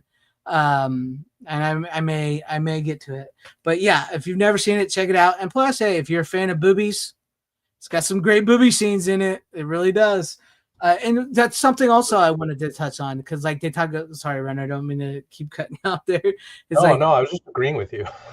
Something I wanted to also touch on is like they talk about today. This was made in 2001, but it was probably made more in the 90s than 2001 because it started as a TV show. But like we talk about today about like, oh, the gay and lesbian, in movies and stuff had never been like, he does a great thing of this, like where you really care for these two women and it makes the relationship believable and sad and tragic. Yes, I agree. You know what I mean? It's like, yes.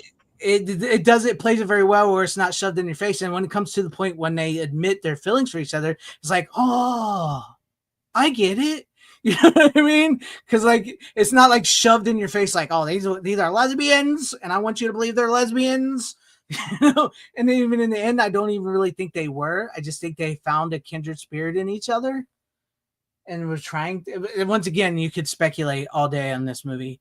That's what I love about this movie is like you could have a theory on this and then rewatch it, and then again, your mind could change completely. I love that. I love that about the movie. But Lost Highway, you can talk about that a little real quick before we go into anything else. Since you brought it up, Runner, and it was one of your picks.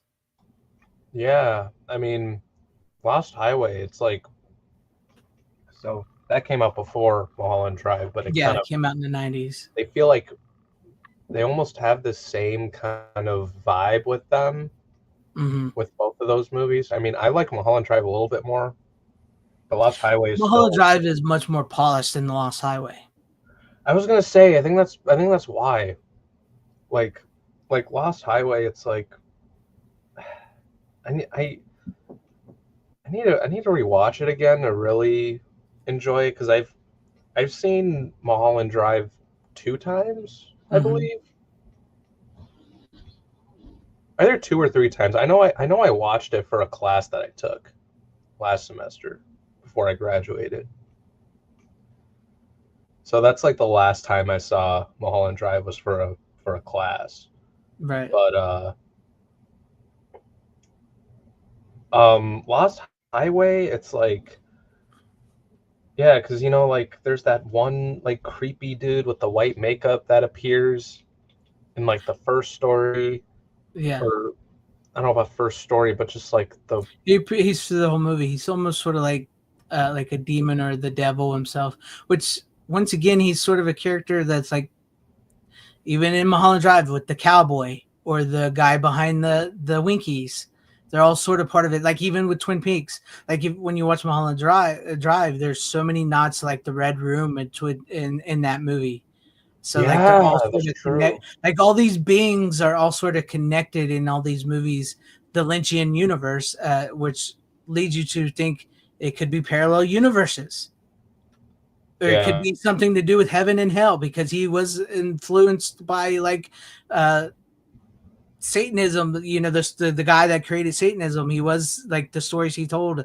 Not that David Lynch was a Satanist, as I'm saying, is like he studied stuff like that. You know what I mean? He was very into like these art forms. Like he could, that's what I'm talking about. I'm not saying he was a Satanist or anything like that. It's just like he used some of that as like the villainous properties for like these otherly world creatures that are doing horrible things to people. So yeah. No, you do get some of that stuff in, but then like when you, like I explained earlier, when you get to the younger guy, the younger dude, that same devilish type Satanist character is still in it, and I'm just like, is this the same character as the Bill Pullman character? And he's kind of like, and it's like his doing of just fucking things up and all that, but like, I don't know. It's open to your interpretation. I have my own little theory on Lost Highway that I did in a video. So yeah, I don't know. I mean, I need to rewatch it because I feel like if I explain this movie after the first viewing, I'll feel kind of stupid, or the way I'll explain it. Like that's the thing though, is like you don't feel stupid because that's literally legitimately what Lynch wants. I know, but like he knows what it means, but whatever it means to you, however you explain it, it's not stupid. It's just how you see it. Oh, not stupid, but like you know what I mean. Like I know what you mean. It's just one of those. It's just like stupid in like a funny way, like in a sense where it's like whenever I feel the need to rewatch this again, I'll need to do that. So, because like I have like, I have a better idea of the plot around Mulholland Drive more since I've seen that more than Lost Highway. Yeah. So You that's know? why. That's why. I mean, I love Mulholland Drive. Like I said, my favorite two. Once again, I have not seen Blue Velvet, but I did buy Blue Velvet from the Criterion, so Blue which Velvet's good. yeah, I'm Blue gonna Velvet's plan on watching that really soon. good. But like, as of this moment, The Lost Highway and Mulholland Drive are my top two favorite Lynch movies. And the only reason I give The Lost Highway a little more favoritism than Mulholland Drive, even though I'm gushing about Mulholland Drive right now, is because I just love the batshit insanity and the unpolishedness of The Lost Highway, where you could tell he probably had a little more like free reign on Lost Highway than he did in Mulholland Drive. Even though with Mulholland Drive he probably had free reign, which you can tell by the time he get. And whatever it is, there's just something that's like the insanity of Lost Highway that gets me. But I love Mulholland Drive. I love Mulholland Drive. So yeah. And yeah, I also got to see Inland Empire as well. I love this. Matter of fact, I think that Robert Loggia that may take place on Mulholland Drive. Actually, I have to go back and see that. I don't remember the scene where he's like getting tailgated on the highway and he gets out and beats the shit out of that guy with a gun. You know that scene in Lost Highway? Which scene? Where Robert Loggia gets out because he's getting tailgated. He gets out and beats the crap out of that guy with the gun. He's like, you could have caused an accident or whatever. You know that scene? Yes. Thank you, Tyrell. It takes place on Mulholland Drive. That scene takes place on Mulholland Drive. So they're like all connected. All these are connected, and I love it. And I love. We put Tom to sleep. We've put Tom out. He has no interest in this. But I love it. I love the Lynch of that. I just love these two movies. No, I just haven't seen them. That's the only thing. I know. And I'm trying not to spoil too much, which I don't think that's all right. To be honest with you. I don't want to spoil them either because I think you should definitely like get into these movies. They're good. But yeah, so Tom, you can go next if you're ready for your next pick. Because well, Criterion wise, one of my other ones I got in the mail. Or you know what? I'm gonna save that one for my last one. This one we've talked about a few times now, and I think Rick is supposed to be sending me one of these, but I don't know for sure yet. But I have Airheads, and we watched it for Toxic Tuesday. Yeah, so, I know. I was bummed I couldn't join you guys that night. Yeah, I don't know if you saw that, but yeah, we're like, yeah, get Greg in here. Yeah. Excuse me, I got hiccups. Wow, yeah. Yeah, excuse me. Holy fuck. Yeah. I took a drink of water and I just hiccup drove out all of a sudden. That is a hiccup and a half. Excuse me. But no, Greg's I was drunk, confirmed. I was water. I'm not even that drunk. I said Greg, not you, but thanks for yeah, buddy. Oh, I thought you said runner. No, I didn't, but that's all right. But yeah, I mean, you guys talked about on Toxic Tuesday, and it's a great movie. Yeah, I mean, it's fun. We just talked about it not that long ago with you. Yeah, on here because I had the Blu-ray. Yeah, so yeah, definitely check it out if you ever get a chance to. I know it's kind of hard to come by, but I wish they'd release it from Disney, but yeah. Because Disney now owns all the Fox movies, sadly. So yeah. And isn't that DVD out of print? I don't know about the DVD, but the Blu-ray is way out of print because it was the Blu-ray Anchor Bay one. Yeah. That's why. I think if I remember correctly, I think the DVD is the only one that has a special feature on it. That too, yeah. Because mine has it has like this Airhead special report where it's like a making of documentary and some trailers and music videos and stuff. Yeah, I don't think that's on the Blu-ray version. I think it's just the movie on the Blu-ray, as far as I know. But yeah, Airheads is a great movie, and I wish I could have joined you guys with Nick and Toxic Tuesday. I missed out. I couldn't get free that night, so. But it was a good. But you guys, we've talked it. I don't know what to do, where to go, because we'd like talked Lynch so long, and then Airheads we've already talked about before. So, well, how many do you have left? I have one left. Is all I have left. And how many do you have left, Runner? I have two. All right, do your two. All right, or do one of you two anyway. Okay. Okay. You like jazz? All that jazz with Roy Schneider. You know, I've never seen that. Yeah. It's a good movie. It's a pretty good movie. I liked it. It's interesting. Explain. It's about Roy Scheider. He plays like this dance choreographer type guy, and he has some jazz hands. It's showtime, folks.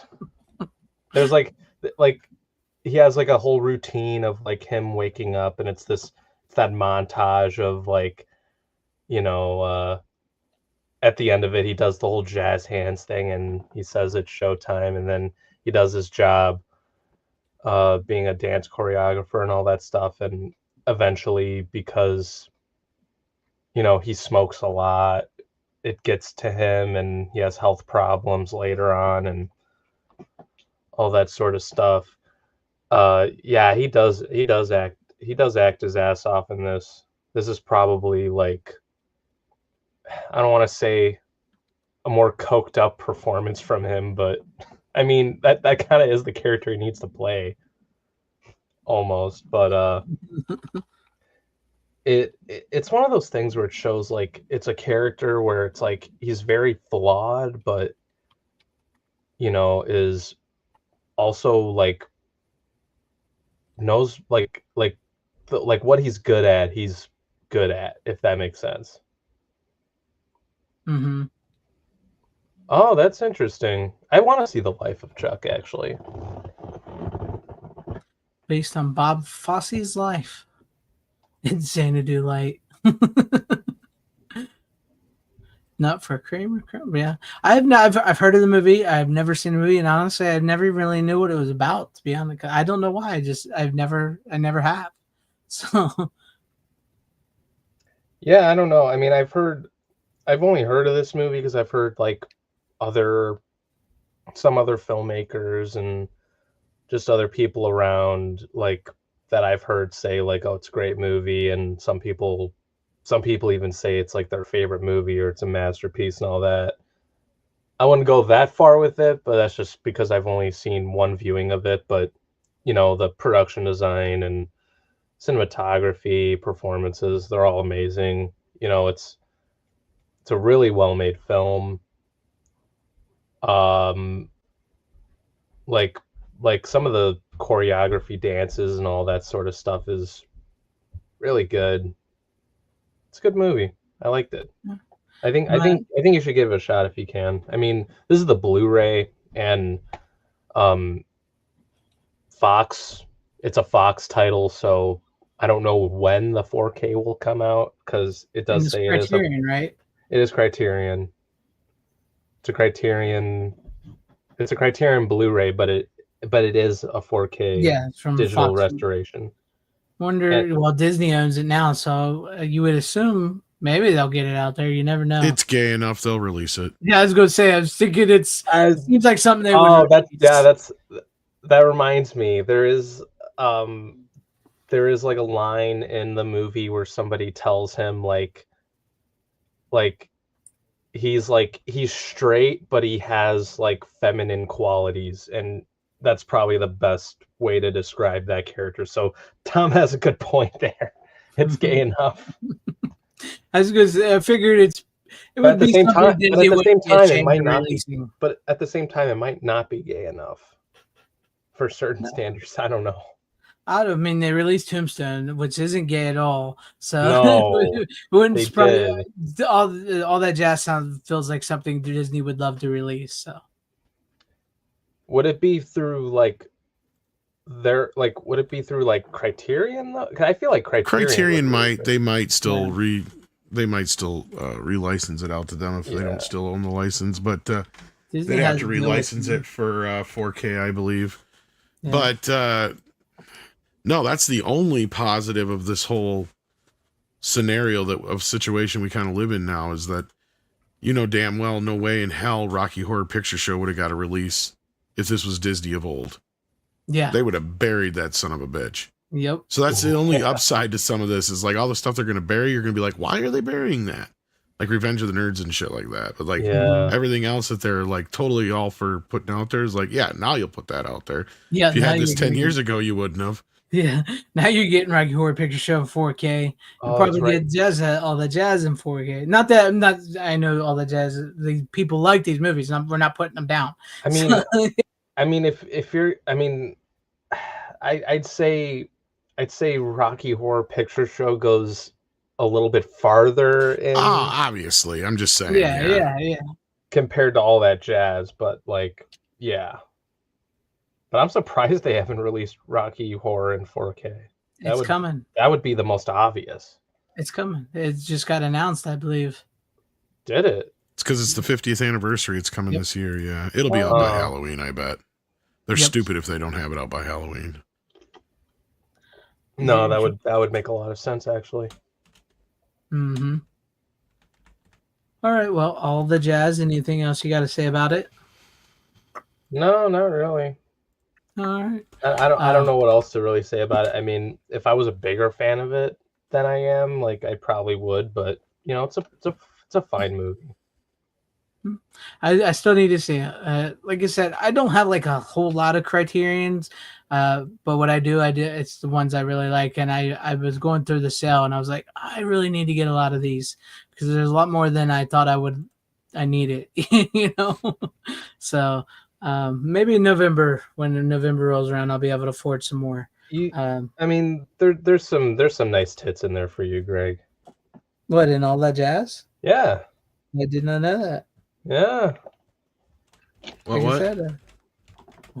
was like, what? There's some boobies and all that jazz. All that boob. They had to get some people. They had to get men to watch it somehow, right? I mean, gay men like boobs too. Yeah, that's true. If there's one thing that gay men and straight men can agree on is, and babies. Everybody loves boobs. Everybody loves boobs. They're even magical. Babies love boobs. Yeah. So even women. So other women do. Yes, other women look at boobs more than men probably. Yeah. I mean, they're like, hey, you want to see my boobs? Yeah. So, but anyways, you have one left now, Runner. Tom, how many do you have? I have one left. All right. So, Runner, just do your last one, and then we'll go to Tom and me. Okay. This last one is, I think this came out in 2000, I believe. It's a Japanese action film that I feel like Tom might have heard of this, but I don't know if Greg has, because it's one of Tarantino's. It's one of Tarantino's favorite movies. Oh, I've heard of it, but I've never seen it. Yeah, I've never seen it, but I've heard of it. It's a great fucking movie. Battle Royale. It's kind of like I don't know when Hunger Games was written, but like this was kind of like Hunger Games before Hunger Games. But much more bloodier and violent. Oh yeah. Oh yeah. But it's fucking kind of like The Running Man. A little bit, yeah. No, now that I think about it, it is a little bit like The Running Man as well, to a point. I was just saying earlier how we've had so many movies like this. Yeah. Yeah. So add another one to the pile, I guess. I guess so. Yeah. I didn't think about that. I didn't think about The Running Man as much, but yeah. Battle Royale is a fun movie. It's batshit crazy at times. Like, especially when you get to all the students that, get they get selected to do this whole game system thing where they all have to survive and all that sort of stuff. Well, like only one person can win type thing and all that sort of stuff. And it's pretty crazy because like there's certain groups where they're like, we don't want to kill each other, but eventually, you got to make some tough decisions. Kill or be killed. Yeah, and one of the actresses in this movie um is in the first Kill Bill movie. You mean Kill Because Bill 1? yeah, Volume 1? Kill Bill 1, Kill Bill Volume 1. That's what I meant, the first Kill Bill. She's the one, she's like the crazy like Asian chick with the chain mace. Mm-hmm. She's in Battle Royale. And Tarantino saw her in this movie and said, "Oh, I'd love to work with her." And so that's how she was in Kill Bill. It's So just that easy. yeah, and you know, she's in it for like a decent amount, and well, she gets killed eventually. But you can sort of tell, like, I really heard of this movie when I saw like a whole clip, not like a clip, but it was like an audio of like Tarantino naming off his favorite movies like during the time period of him making movies. Mm-hmm. And he says that like Battle Royale, that's number one. That'll always be number one as of now, and all that sort of stuff. But he named like Speed as one of his favorites, and Boogie Nights, The Matrix, all that sort of stuff, and Battle Royale was one of them as well. Yeah. I think I've heard of it. I just have never seen it. I heard a lot of people like it, so Yeah, I think you'd enjoy it. It's like, you know, it's one of those foreign films where it's like, you know, it's a foreign film. Ah, you lost me. no, but I'm just kidding. it's not. I know what it is. I am just messing with you, man. Yeah, I know. I mean, obviously, you do need to like watch it with the dialogue, but it's like it doesn't just rely on dialogue, if that makes sense. I get it. I get you. I mean, I haven't seen any of the Hong Kong stuff, like Hard Boiled or any of that, but I've heard like those are the ones where it's like it's really just like the way the action is done is what's like very impressive about those kinds of movies. But you know, the action and the brutality and stuff in Battle Royale is really well done as well. All right. It's Well, fun. It's fun. It's a fun movie to just relax if you want a fun action movie that is kind of fucked up at times. This is one of them. cool. That's one I do need to get. Like I said, I really do need to get into a little more Hong Kong, Japanese cinema and stuff like that. And that is a import that I got from Arrow. And since it's 4K, it works out. It's region free on 4K. Region free on 4K. So only very few. I think originally Arrow over at the UK, they released this, but they released like both 1 and 2 on 4K. Yeah, they released like a big box set of it. Yeah, and I wanted that box set, but now it's like super fucking expensive. Yeah, it was limited. That was a limited release. It was very limited. Yeah. But you can easily just get the first one like I did for like $20. Yeah. It's like not that bad. Not bad. Not bad at all. So it's worth the price. Cool. All right. Any final words on it? Oh, also, one more thing I gotta say is like I especially bought the 4K release, the Arrow thing, is because on the streaming platforms,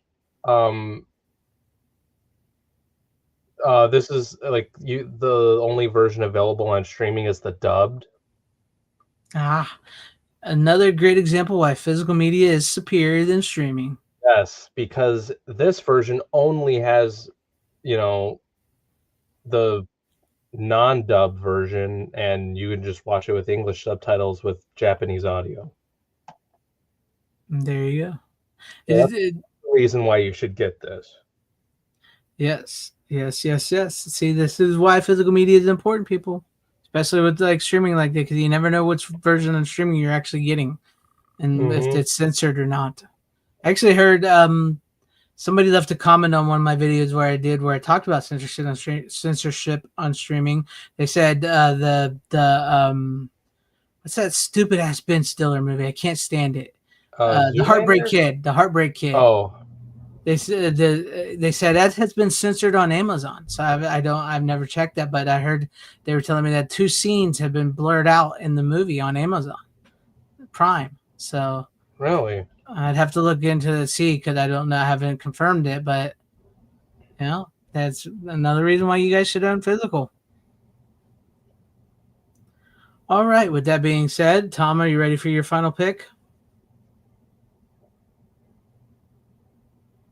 I think he stepped away. He fell asleep. Damn it. See, we put him to sleep again. Oh man, I thought he'd be more excited about Battle Royale.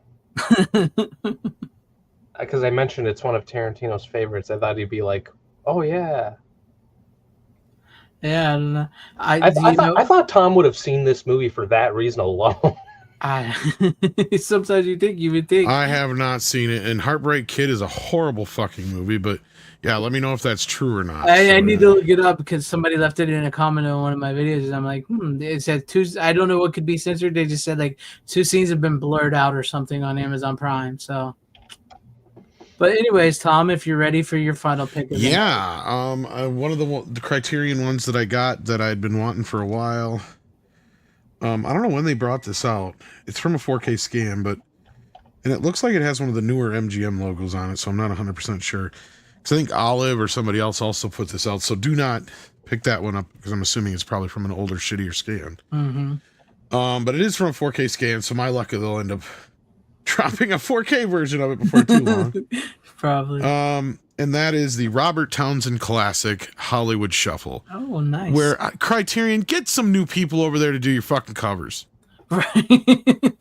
Like, I know you guys have like this thing where you're kind of like, well, this shit in the Wiz, come the fuck on. See, that's why I'm glad the Lynch movies are all the original posters. Yes. I agree. Anyhow, people suck. If this is a movie that you haven't seen yet, Runner, you have to. I was gonna say I've heard of this movie, but like that cover is why I haven't bought it. which sucks. But it is the worst fucking cover ever. Like that is not even the here. Before you share that, Greg, let me show you what the original poster because looks of like. Your recommendation, I'll watch it for sure. Okay. Like the original poster is a much better representation of what the movie is. Although the DVD had a horrible one too. Let me see. Where's the fucking poster at? Christ, now I can't find it. All I can find is the DVD cover. Here we go. Here's the actual fucking poster. See now, if they went something more like with this, then you might have understood what the movie was more about. Oh yeah. Oh, I remember that poster. Yeah. Yeah. This was the video cover. Yeah, I remember that. Okay, so what is this movie and why is it so important? Because this movie, everybody should watch it now, especially because it's so poignant now. But Robert Townsend clearly made this movie because he got sick and tired of playing all the, the gangsters and the robbers and the slaves and all the typical, and the buffoons, all the typical stereotypical black roles at the time. Mm-hmm. And they actually had something to gripe about back then compared to now. And that's why I said people should watch the movie and be like, no, this is when somebody actually had somebody to complain about. Yeah. And not only that, you kind of see the roots, and I'm not being punny with the word, the roots of In Living Color here as well, because you actually have like Keenan Ivory Wayans and Damon Wayans in the film as well. But I mean, it's kind of it's a film about a guy named Bobby Taylor who's trying to become an actor.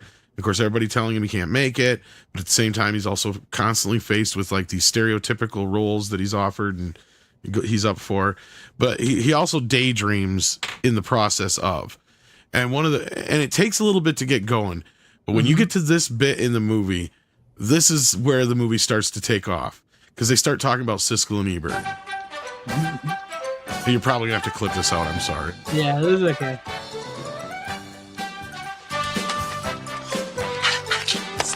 What's up, man? Welcome to Sneaking in the Movies. My name is Speed, And this is my homeboy, Tyrone. And we are like movie critics and shit. Well, not really. Peep this. Each week, me and my boy, you know, we go to different theaters and stuff and sneak in and check out the movie. Then we come back and tell y'all what's up. Like if y'all should pay money and shit. Today, the first movie we will be reviewing is a classical movie called Amadeus Meets Hilarious, about two motherfuckers really into music. I love that. I love that. It is like just some boring ass shit, you know, like just to skip ahead a little bit. And they make fun of the boring ass shit, I'm assuming. Bullshit! I didn't like that movie at all. The first problem was the fact that I couldn't say the title. I get tired of titles I can't pronounce and shit. The motherfucker gotta be able to tell his woman where he gonna take her. You gonna lean over to your woman and say, I'm taking you to, I'm a duh. You know what I mean? I didn't like it. Here's the next clip, like Chicago Jones, Temple of Doom. Chicago Jones.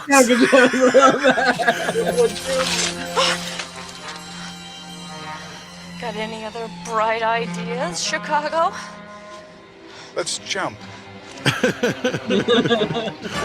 Anyway, I don't want to give too much of it away, but like, yeah, so like it's full of these little vignettes. He does one where he's like a detective and you know, some other ones. And like I said, you can really see the roots of In Living Color here and where it got, you know, kind of its inspiration from a little bit, and the whole idea of like, yeah, there isn't a black version of this. And it's so clever and it's so well done. And it plays really well into, it's a lot like UHF in the tone, as far as like you got a guy who's a daydreamer and he's stuck in these dead end jobs, and it doesn't have the same kind of like victorious ending or anything like that, I guess necessarily. It kind of does, but it's just, you get what I'm saying. Like Greg knows what I mean as far as the tone, like, because you keep going into these little vignettes and they literally turn into like 10 minute little vignettes where they're like little movies inside his movie. Right. But it's just him daydreaming and shit. But yeah. Yeah, I'm going to have to get that.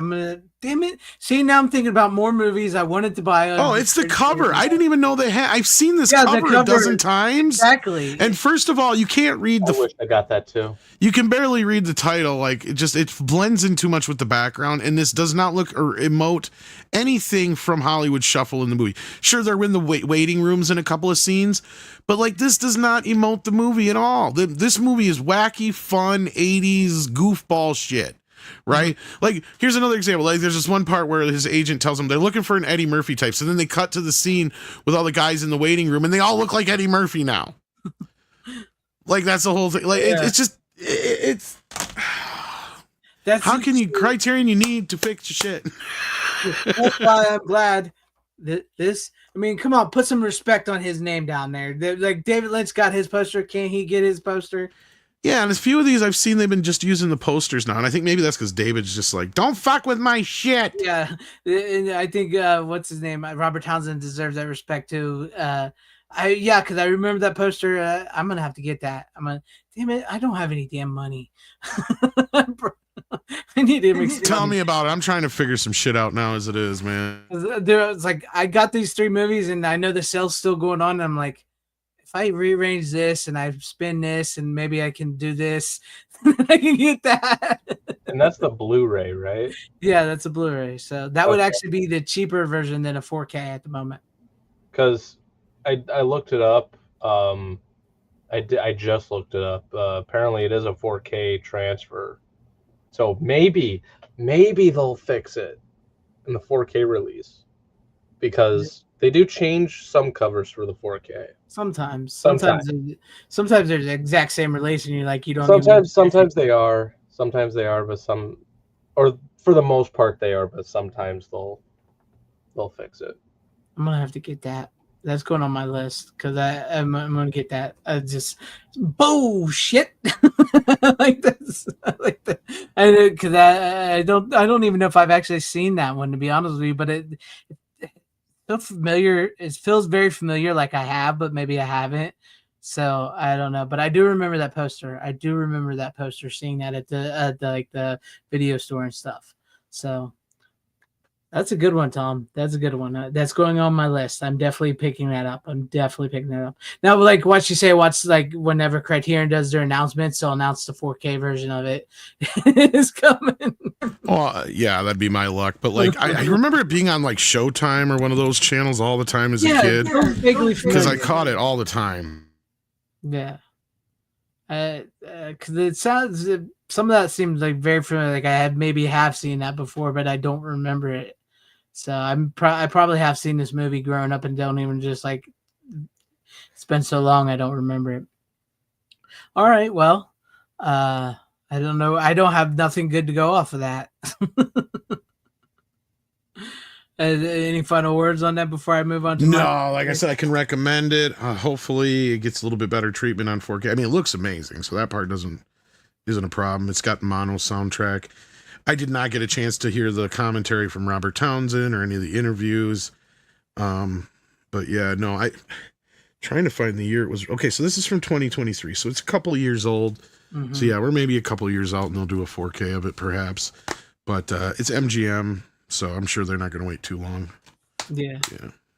But that is. I mean, if anything, because this is a close up of Robert's character on the front cover, that would have been a better poster almost. Yeah, just like his face. Oh there. yeah, for sure.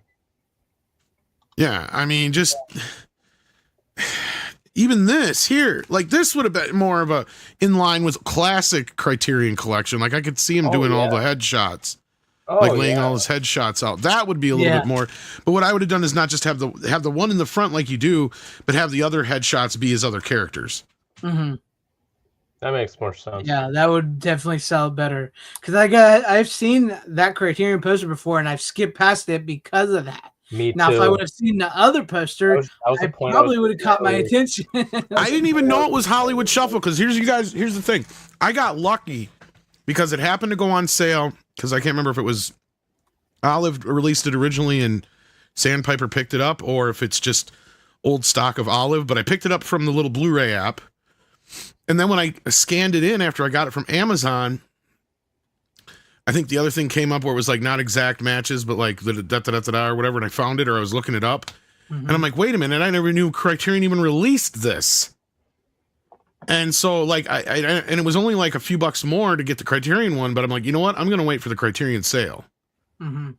So that's exactly what I did. And I sent that back to Amazon without even opening it because I'm like, well, fuck this version. I'm not even going to bother with this. For some reason, I think it was just a straight Olive release because I was like, fuck that. Like, but you got to figure that. I hate olives. But I'm going to have to put that is definitely going on my list. I'm going to have to get that because, like I said, I've skimmed past that picture before and I never even knew that's what that movie was. I hate when Criterion has a shitty artwork like that. I hate it. All right. And it is right in line with a Criterion title, right? It's an indie, like a little indie movie he did back in 86, 87, I think it was. It came out. Yeah. 87, it says here. It's a nice, tight 81 minutes, so it's not like it overstays its welcome by any means. So yeah. Mm-hmm. It looked funny. Like that. And it's got a ton of cameos from black comedians, from Paul Mooney to Witherspoon, what's his name? From like Friday and all those things. Oh yeah. What is his name? Was it Fred Witherspoon? No, it's not Fred, is it? Something Witherspoon. Yeah, I can't remember his first name, but like, yeah, he's in it. And yeah, I know who you're talking about, but yeah. Just all kinds of great comedic and funny black actors are in it. From, like I said, a couple of the Wayans brothers are in it. Stuff like that. So yeah, you'll recognize some folks. John Witherspoon. John Witherspoon. Yes, Thank John. you. Yeah. I don't know why I was thinking Fred. yeah. That sounds. Even the guy from the Weird Al Yankovic fat videos in it. Ding dong, man. Ding dong. Yeah. I definitely got to get this. I got to get it. It's going on my list. If I maybe before the sale is out, if I can find some money, but we'll see. It'd be a good team up with like Don't Be a Menace. Oh yes. Because like Don't Be a Menace literally makes fun of the kind of movies that Robert is saying he doesn't want to make. You know what I mean? Like yeah. That's kind of like yeah. I have not seen Don't Be a Menace in South Central drinking your juice in the hood in years. You know, you stay in here, you're gonna have some things to do. You know, chores and shit, like organize my Genesis games and all that stuff. Yeah. Why? What do you do, Dad? Nothing. My mom takes care of me. Yeah. I love that his dad is a kid and he's older than his dad. I know. I love I'm it. pregnant already. I have like 6 kids or no, or 16 kids. I should know. Yeah. And then when they do the poetic justice stuff with the chick, like Janet Jackson, and their toenails. Oh, it's so bad. Yeah. I haven't seen that in many, many years too, but I can me still neither, quote man. it. That's how Yeah, funny I and know. memorable it was. Yeah. This is so good. So good. I'm gonna have to get these movies. Uh, Yeah, all that right. movie feels like it's a direct descendant of this. Yeah. Like I said, you can almost draw like this. It starts here, then you get in Living Color, the Wayans stuff, you know, the other stuff, and then that movie, right? Because Yeah. then that like comes full circle. Then it just feels kind of. Oh, and then there's that too. You can put in the middle. I'm gonna get you. I'm gonna get you, sucker. So you got a triple feature. There you go. Yeah. Yeah. Great movies, man. And see, that's another thing. Like, which is funny is like you're talking about this is like we even had these movies thanks to people like Robert Townsend, where like you know these black actors made these movies that we really enjoyed and growed up on, and then nowadays it's like they've got to the point where like no, we don't get none of these roles. We don't. Bullshit. Yeah, it's like we had all these. What's all this that these guys they all paved the way, and you don't remember none of these. You're not going to give them any love or respect for making these movies. So, it's crazy. All right, well, my final. They used to let Martin Lawrence be an action star. Yeah, I mean, even though he was doofy as hell, but yeah. What was that like one? Blue Streak and yeah, Blue Streak. That's one I was just thinking of. Blue Streak. Yeah. God, what was the other one he did? I'm trying to remember. Besides Bad Boys, but like, yeah. I know. Well, that's a comedy. That's not an action movie. It was called The Black Knight or whatever. Oh God, that one. Yeah, that one sucked. Blue Streak was good though. I liked Blue Streak. It was Blue good. Streak was good, and he had a couple other ones in there, but I can't think of all of them. But yeah. That's the Blue Streak's the one where he pretends to be a cop, right? Yeah, where he robbed the diamond, he hides it, and then it becomes a police station. And yeah, I did not know. I didn't know that either. Yeah, I did not know that. Learn something new every day. Kind of surprised. Let me guess. Like Michael Caine was in the original. Was it Michael Caine? You got to tell me, was it Michael Caine? He always seems to be in the originals of these, like, you know, like the Italian Job, Get Carter. Yeah. You find out these new action films are based on some old movie with Michael Caine in them all the time. Michael Caine. I don't do action, but I'm in a lot of action movies. Yeah. He said says, James. The Kane Hackman theory. Oh yeah. Kane Hackman theory in the same movie. Good stuff. Good stuff. Well, with my last pick of the night, which I have nothing to go off of any of those. It's just this movie had an anniversary, and I unfortunately I don't have the 4Ks of this movie, but I possibly could be getting them soon. I don't know. But I watched Spider-Man 2. Oh, so, yeah. I do have the 4Ks. I'd hold off if I were you. That's why. Because they're due for, like, here's the thing I keep hearing, and this is mostly rumors and rumblings. But one thing is confirmed is that we're getting Spider-Man 2 in theaters, and I think it's supposed to be Spider-Man 2.0. 2.0. Because that is in 4K. So yeah. So I think what's supposed to happen, I think they're releasing all of the Spider-Man movies in theaters for some sort of anniversary thing. Yeah. Because I think it would technically be the anniversary next year or is it this year or next year for the first film. But I don't know if there's anything to add to the first film, so they're just going to re-release that one, I think. And then the second film, they're going to do the edition stuff, and I think they're going to do the producer's edition or whatever of part 3. Plus, all 3 of them will get re-released on 4K Blu-ray. Yeah. So, yeah. That's why, I mean, I was going to buy the 4Ks not too long ago because I've had these since 2012. They're all the 1, 2, not the greatest covers, just with the blue and the 1, but it is the 1, 2, 3. But then I saw that they're going to be releasing 2.0 in theaters in 4K, so I figured they probably did new 4K scans of them that are coming down the pipe. So yeah, so 2027 will be the 25th anniversary. But like, what year did the second one come out? That was 2000, came out 2004. 2004. The first one came out in been 2002. last year, so they missed out on that one. Yeah. Maybe they'll just bring them out just because. No. They released like all the Spider-Man movies like last year in theaters because of the because of the Columbia Pictures anniversary. Oh, that's right. Was it Spider-Man 2.0 then? It was just the regular one. Yeah, this is the first. It had to have been the regular one because I was there. Okay. I was there for Spider-Man 2 and 3. I missed out on 1 in the theater. Yeah, and they said this is the first time 2.0 has been in 4K period ever. It's never been in 4K, which leads me to believe. I remember that because pretty much all the Sam Raimi ones were the 4K versions in the theater. Yeah. So hopefully they went back to the original camera negative for this, and we'll see. Oh, no, and Sony, they'll get very well. Yeah. Oh, yeah. Get treated really well. Yeah. So I'm looking forward. These will be the ones we've waited for, I bet. Yeah. Yeah. That's why I was telling you just to wait. Yeah. Yeah.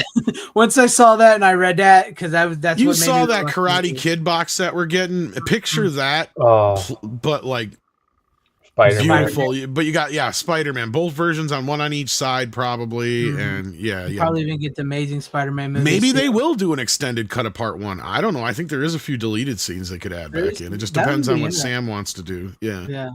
That would be interesting. But I mean, what can you say about Spider-Man 2? I think it's one of the greatest superhero movies ever made. I agree. What's his name is Doc Ock. I can't think of his name right now. Alfred Molina. Thank you.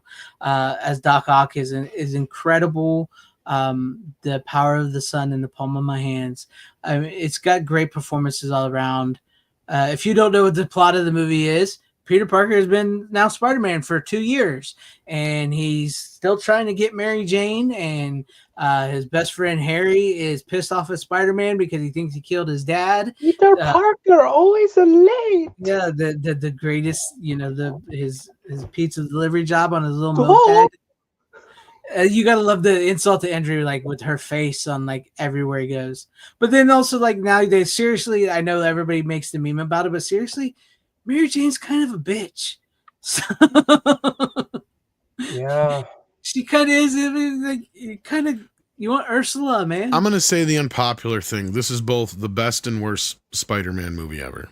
Okay. I maybe at worst is harsh, but yeah, one of the problems with this trilogy is Kirsten Dunst. Mm-hmm. She is unlikable. She has zero charisma with Tobey Maguire. Mm-hmm. Funnily enough, I think I've heard that they did not get along very well during the making of these films, and I'm not surprised. Especially since she come out saying that he got paid more than me. Yeah. I get it. Some people think she's sexy and hot or whatever. I just find her obnoxious.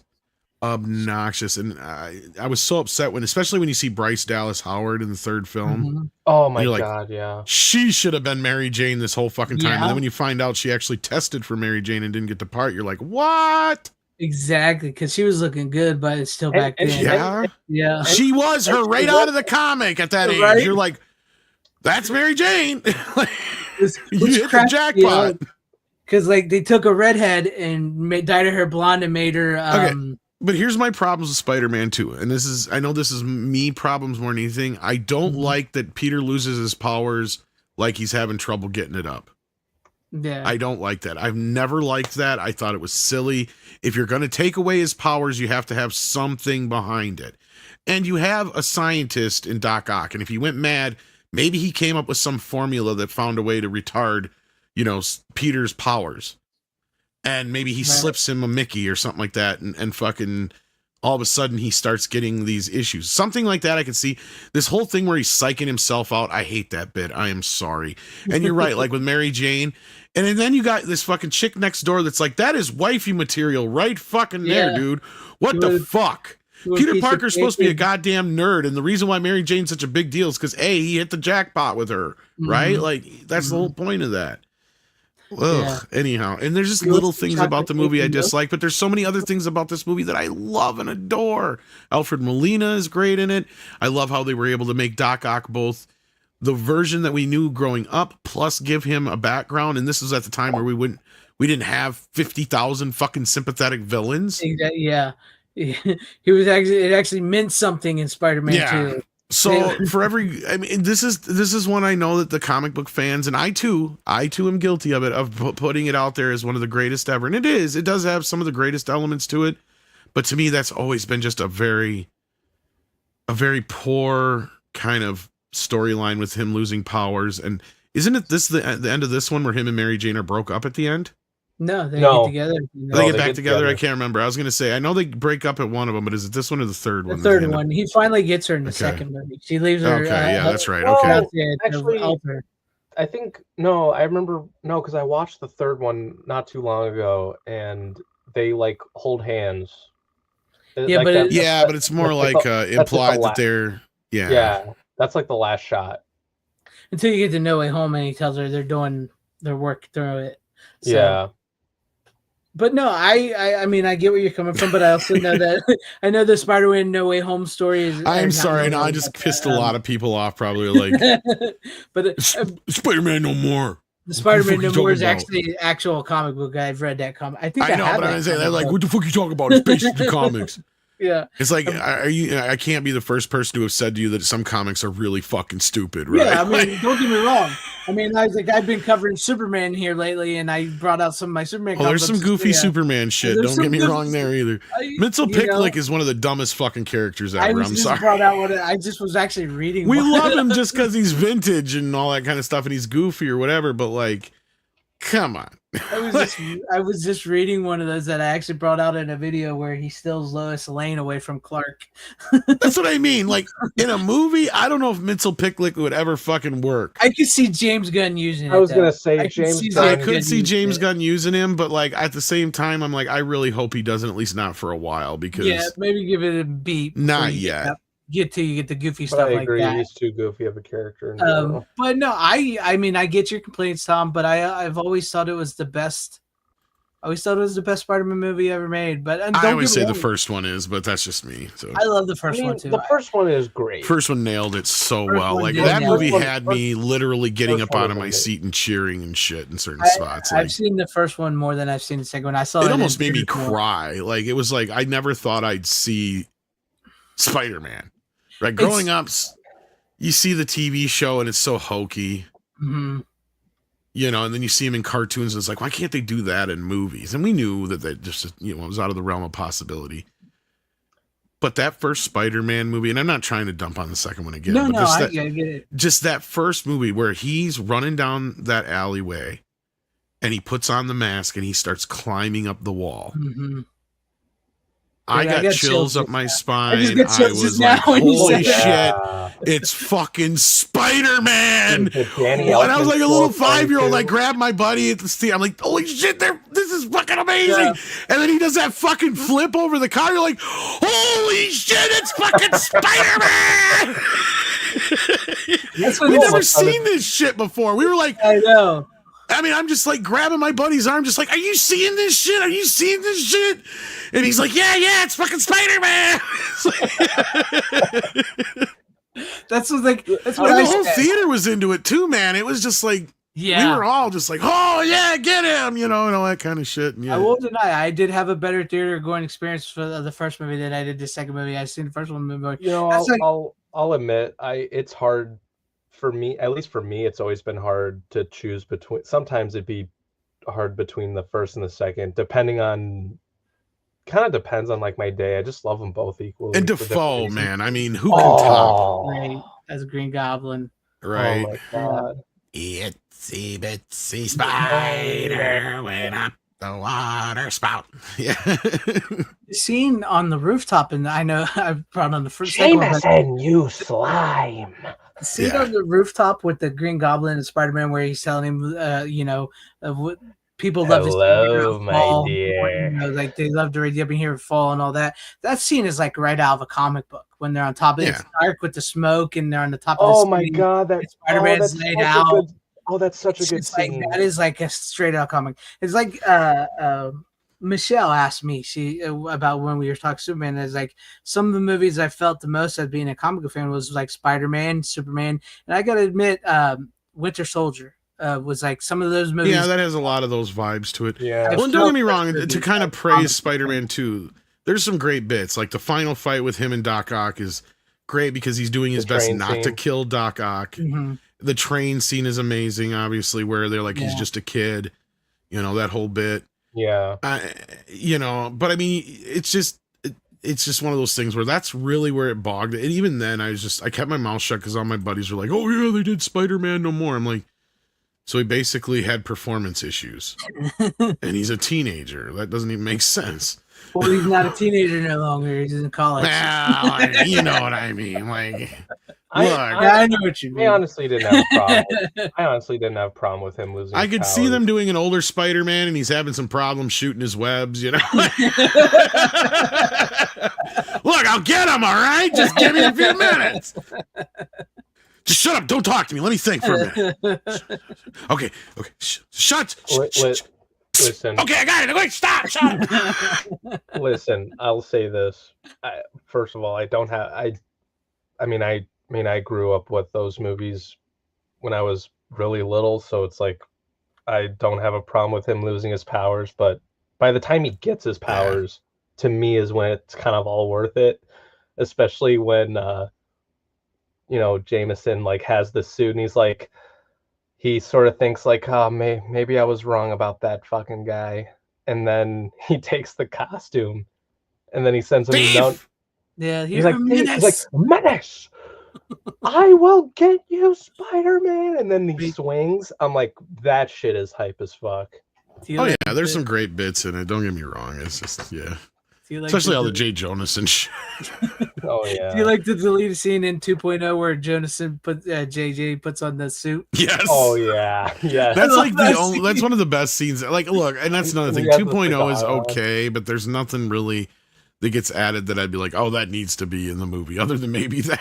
Yeah, I love that. He's on the desk on the web thing with his hands. It pays it off, yeah. And he has a cigar in his mouth. Yeah, I love that scene. Yes, Jay Jonah was inspired casting. That guy could play him for the rest of his life. That's like the best comic book casting ever, I think. And what's sad J.K. is Simmons, yeah. J.K. Simmons. That's like easily like runner number one or two. I know you're a fan, but they fumbled him big time as Commissioner Gordon. That could have been like generational casting. As like not only was he J. Jonah Jameson, he could have been an incredible, incredible. But they fumbled him big time. I mean, I'm not gonna like. I don't really have much of an opinion on him as J. Jonah Jameson, just because they didn't do enough with him. I feel like if Ben Affleck got his solo Batman movie, they could have done a lot more with that character. They didn't do enough. That's the thing. That's why they fumbled him. You never know if he could have been good or not as him. Well, I'm not gonna say. I'm not gonna say that they fumbled him like in like a bad way. I think he would have been fine. I think for what he was given was fine. It's nothing. If you're gonna compare it to like any of his other roles, like Jameson or even Fletcher in Whiplash, I'd go as far. Like, no, it's nothing compared to his other roles. But it could have been good. You never really know. He could have been good. But he was great as Jay. I could see him playing J. Jonah Jameson for years and years to come. But Spider-Man 2, I like Spider-Man 2. Well, that's why he was in those last two Tom Holland movies. Yes, that's what it was. Spider-Man 2 is good. I get your complaints, Tom. I'm not somebody, you know me. I'm really not nitpicking, though. I am nitpicking like a motherfucker. It's a comic book. You know me. I'm not somebody who gets mad over stuff like that, so it doesn't bother me at all. Yeah. No, I get, but no, you're not wrong about the first movie though. Like I said, I think I saw the first movie more times in theaters than I saw the second movie, and I did have like similar to what you were just talking about, like those experiences seeing that in the movie theater the first time seeing Spider-Man and stuff. Like you have this smile on your face, is like wonder and amusement, and it's like I felt that movie. I really truly did, because growing up, like Superman and Spider-Man have always been like two of my top two characters of all time, and I've reflected their comics more than any other comics. And they're seeing like Superman the movie. I watched the animated series. I watched Spider-Man the animated series and stuff. So like that movie was like, it was incredible to see come to life. I was gonna say, there's a good documentary to be made on the whole kind of making of Spider-Man and Spider-Man 2, starting with the canon bullshit with James Cameron and Leo and and then when you get to part 2, and then when you get to part 2, and they almost like Doba Fett brought up in the chat, Jake Gyllenhaal was more than just he was like Yeah, he almost was Spider-Man. He was waiting in the wings, right? Like they had him on call, like he was there getting pumped, ready to go because they weren't sure if Toby was going to come back. It was a big to do. I remember, like for a half a second, he was our next Spider-Man.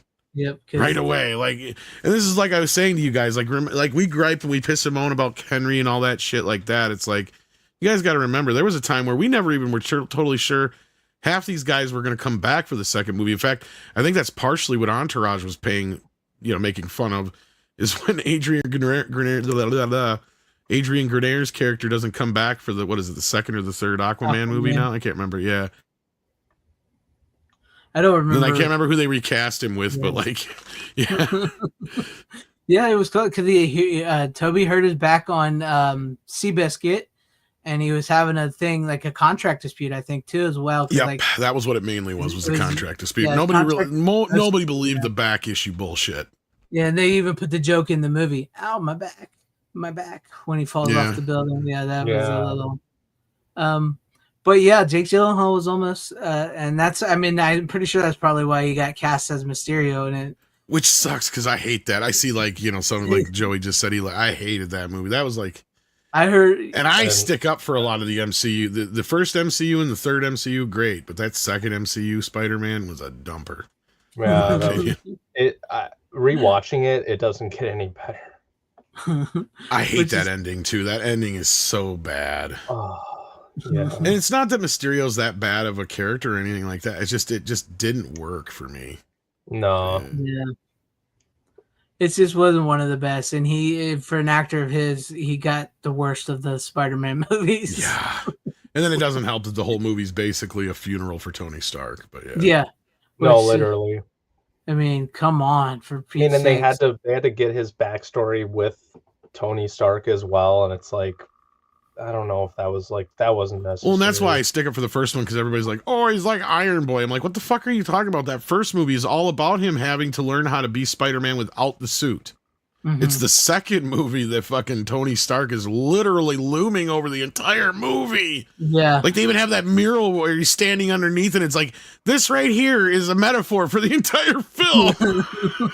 I mean, I have like a few issues with Homecoming, but like, that wasn't like a big deal. To me, Homecoming was fine. It felt like a Spider-Man movie, especially when you get near the end and they've got that great stuff right out of the comic where he's, under the rubble and all that shit. I was gonna say the third act is probably like the best part of the movie. That scene in the car with Michael Keaton too. Yes. Is just fucking amazeballs. Oh, the lighting with the traffic lights too, where it's like red lighting and then it switches to green. Like, that was good shit. Well, and those are always some of the best scenes in any comic book movie, because that's also up there with, to me, that's like right on par or maybe even better than the scene in Batman Returns when Batman and Catwoman figure out who each other are. Oh, yeah, when they're dancing. And they're like, now what do we do? Yeah. Yes, that is a great scene. And those scenes are always the best because you never know how they're going to react or act. Mm-hmm. And those two right there are probably the top two, and I'm sure there's a few other ones. Like the Donner cut version of, Clark probably revealing himself to Lois, even though she's not a bad guy or anything like that. You know what I mean? But that's probably up there. But, there's a few other ones I'm sure that are pretty good. It's very true. Very true. Sometimes it's those little moments like that where you get the reveal. Then we get Spider-Man 3 where it destroys everything. Yeah. And I don't even get mad at a lot of the shit that everybody else gets mad at Spider-Man 3. My biggest problem isn't Venom. It isn't the emo Peter. It's Sandman. Yeah, because you're a big fan of Sandman. Oh, yeah. And they retcon the death of Ben Parker. And I'm like, what the fuck are you doing? Yeah, that was so stupid. So stupid. I saw Spider-Man 3 in the theater last year during its re-release, and I still cringed at the retcon. When let's be real. You know what that plot should have been? It should have been the two guys who want revenge on Spider-Man. It should have been Venom because he didn't get his job that he wanted because of Peter Parker. And then on the other side, you have Sandman, who was the partner of the guy that Spider-Man supposedly killed. So he's been sitting in prison this whole time wanting to kill Spider-Man because he killed his partner, his friend, his brother. I don't give a shit if you make that connection. Just don't make him the guy that fucking killed Uncle Ben.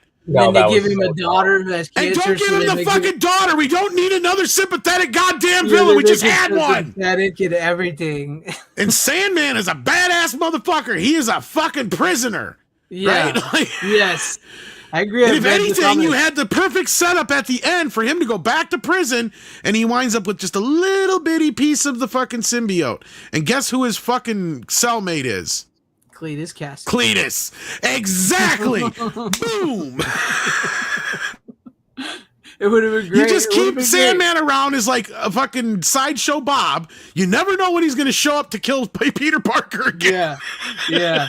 It is so dope. And plus refilming that scene too, because like what's his name? Who played Uncle Ben was so much older and littler by that point. It doesn't look And then right you know at the all. best part is what Spider-Man 4 could have been, or actually Spider-Man 5 because he wanted to do the Vulture, but you bring back Sandman with Cletus, and guess who has to team up with Spider-Man to beat him?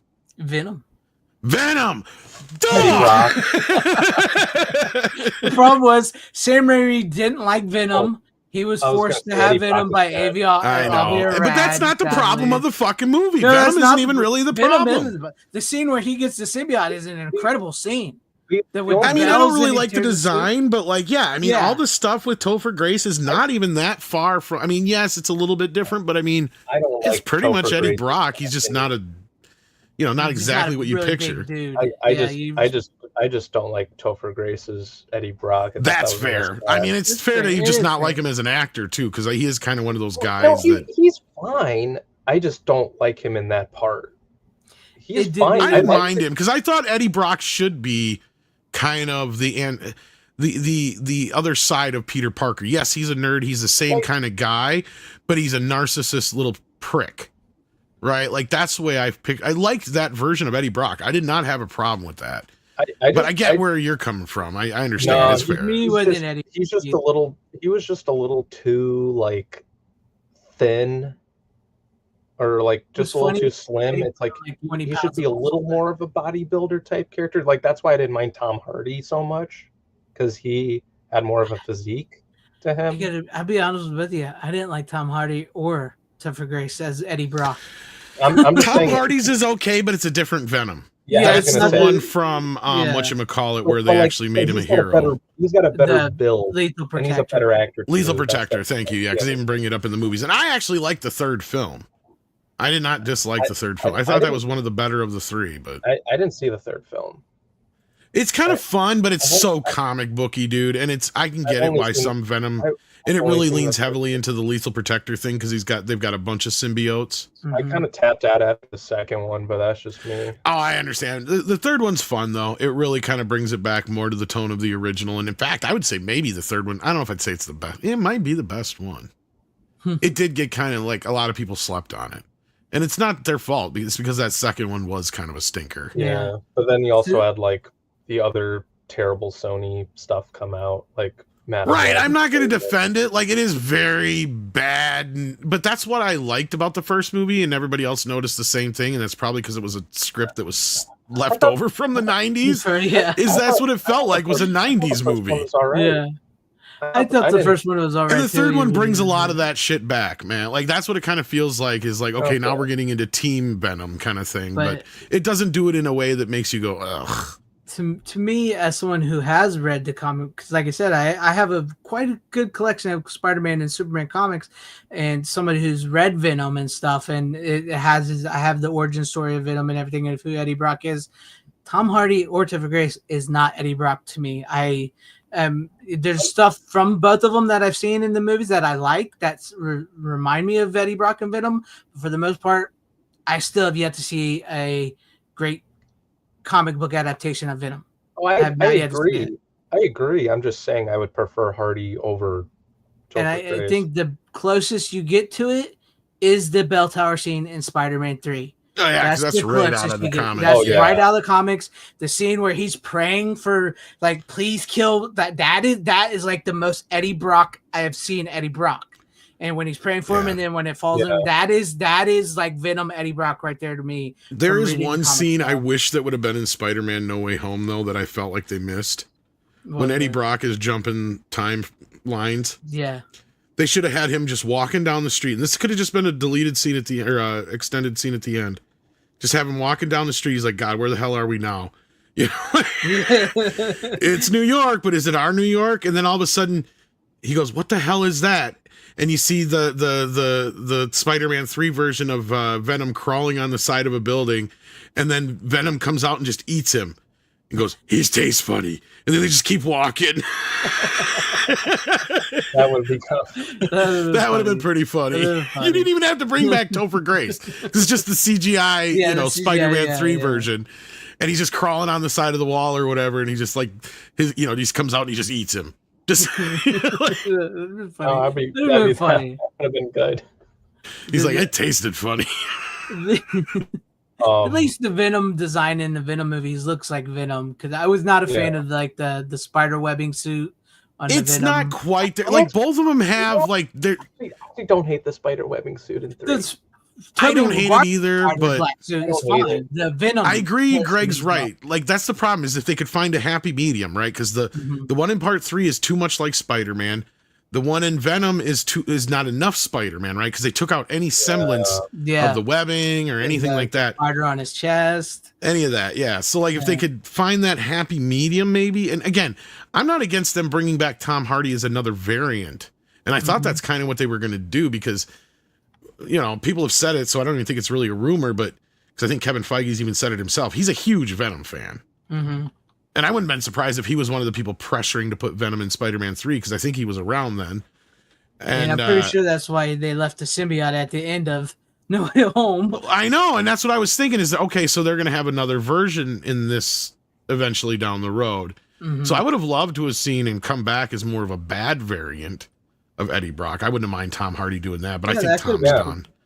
I think after part 3, Tom's done, but you'll see if you ever see it. Yeah, I think he's done. No, but I think it's a really good ending to it. It leaves it open enough to where there could be more, but it also buttons it up to where we don't need any more kind of thing. I have to get to it because I didn't. I thought the first one was okay. I'm trying to think if you can skip the second one or not. They screwed Carnage so bad. Oh my God! I was gonna say I don't really think there's anything that really refers to the second film at all because I had not seen the second film since theaters. They must when I saw this one, and I saw this one on a complete lark. Like I think I even saw it like a week or 2 after it came out, and it was like I was just with a friend or whatever, wanted to see it, and I'm like, all right, whatever, fuck it. And I ended up enjoying it a lot more than I thought I would.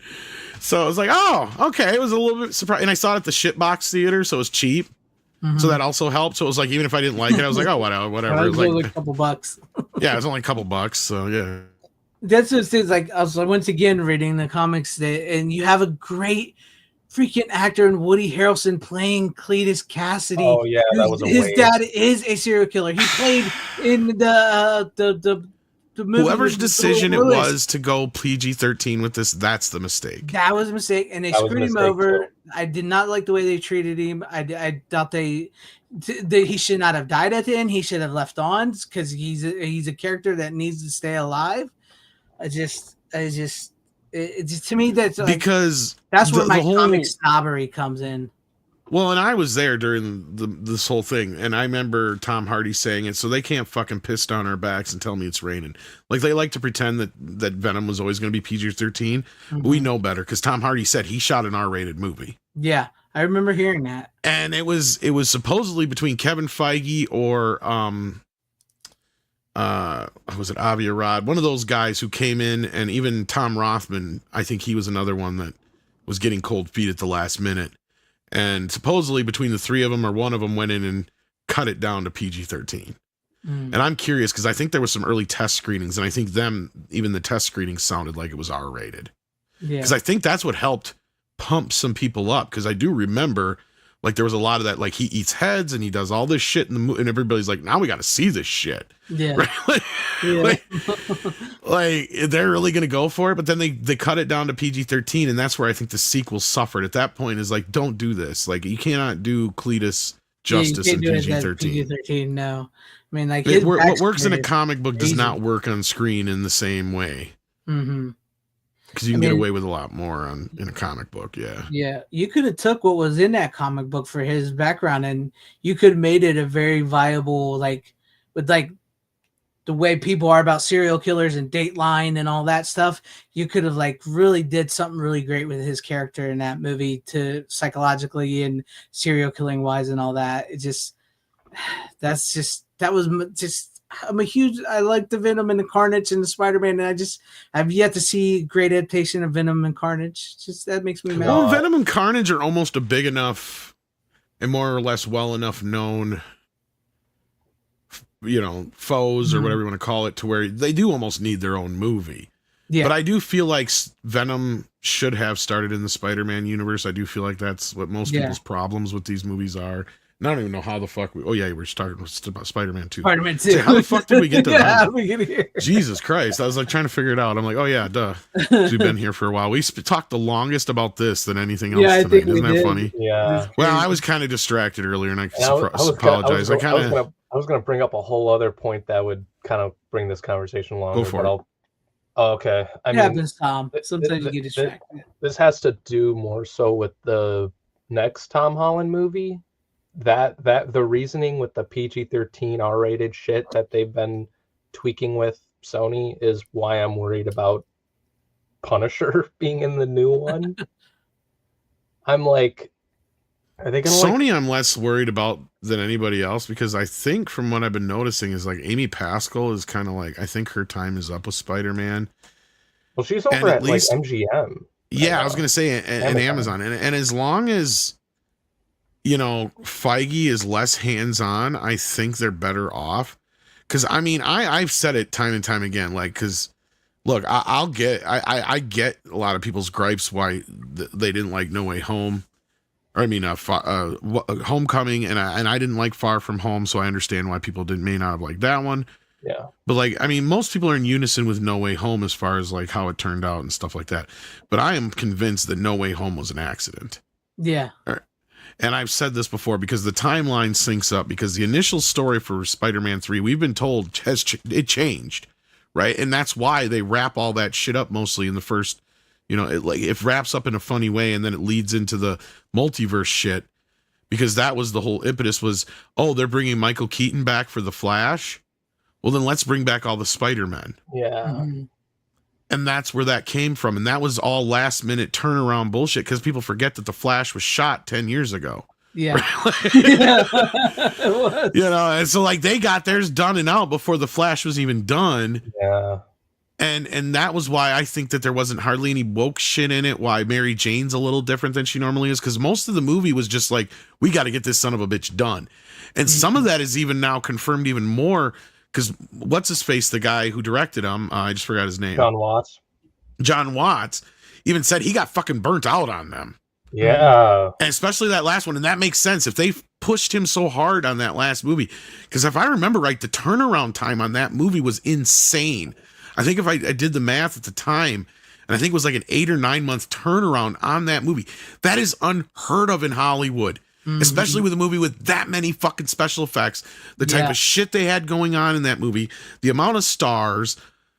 And Sony being involved is what made that happen, is like, because they had all the rights to the old stuff and all that kind of business. And frankly, I think Sony was one of the big pressure points of that. And they might have gone another direction had it not been the Flash. And I don't know about this fourth movie, how it's going to turn out. Like, they clearly wanted to go into this, because to me, the whole thing was compromised from the start because of Amy Pascal and the bullshit that went down with the 25% different Spider-Man characters. And now that they're able to go with the regular characters, that's why I feel like this whole idea of erasing the old timeline and plopping him into a new kind of version, even though it's still technically the same world.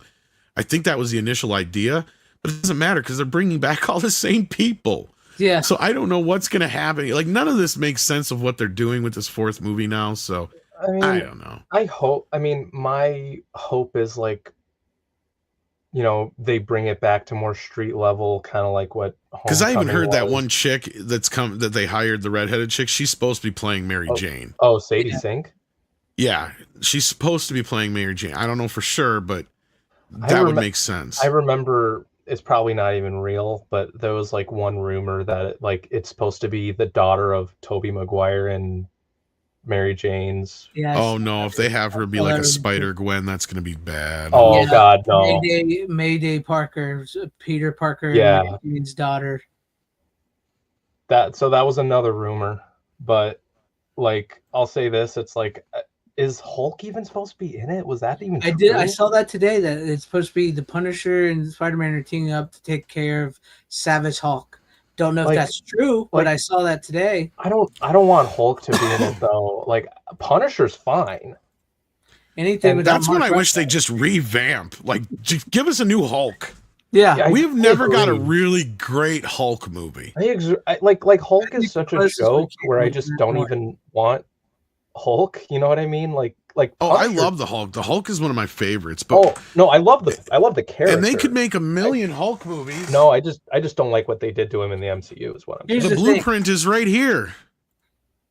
I was going to say, here's the thing. I thought the Edward Norton movie was a good.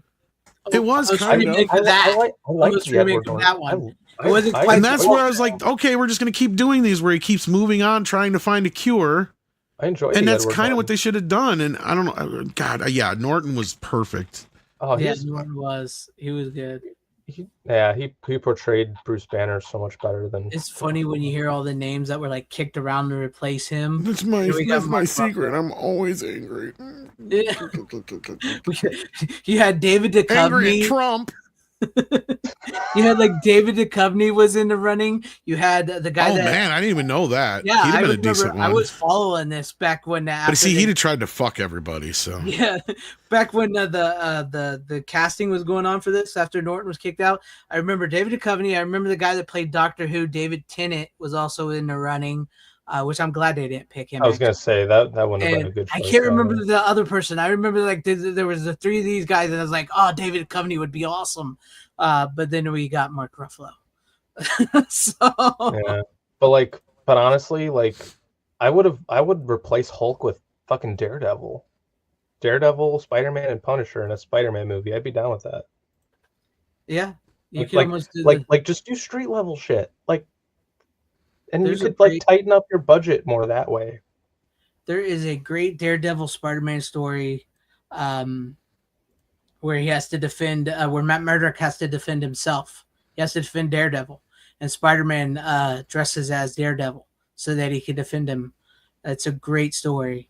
They could have that would have been something cool to see. But I'd be down to see because I think I like John Bernthal as Punisher. I think he's great, and I like Charlie Cox as Daredevil. It's like them in a Spider-Man movie, even with Tom Holland in it. I'd be down with that. If it's a good movie, it depends. It depends if it's a good movie, but yeah, it depends. Like Tom said, who's hands on this one? Feige, because if Feige's hands on this one with the Punisher and them, it's just might as well forget it, because that Daredevil TV show, the new one Disney, is not very good from what I've heard. I've heard mixed things about it. Some people like it, some people don't. But I mean, but also like John Bernthal's even made it clear, like I don't want a Punisher light or anything like that. You know, I want it to be true to the character and all that kind of stuff. So there's a little bit of just mixed signals going around with creative shit. We'll have to see. But we need to we need to start closing it down. Yeah, I think we have, because I got to finish this video. That was why I was so. Yeah. No problem. Are you assistant manager yet? Hey, six. To answer your first question, I graduated. Second, I am not an assistant manager. No. He's just. When we making a porno? You never know. What do you mean? You never know. Actually, there's some things I might be bugging you about sooner than later. So there you go, runner. Get you a job. But appreciate. Yeah, we went on a big old comic books tangent from Spider-Man. Go figure. But thank you, runner, for showing up. Thank you for Tom, as always, for showing up. Make sure you guys like, share, subscribe to Tom, the Midnight Edge After Dark, to me. Runner doesn't do that crap anymore, so Tom wants to make a porno with Runner. No. God no. I ain't coming to that set. No. I ain't farting on no snare drum. So- I'm gonna have other actors do the porno, and I'm, one of us will be the director, producer, or whatever. That's how it's gonna go down. No. You guys figure I'll that take out. one for the team. You guys figure that out on your own there. I'm gonna be behind the camera. I'm not 'cause doing much. I can't act for shit. But as always, thank you guys. You don't have to go home, but you can't stay here. How you doing? Bitches leave.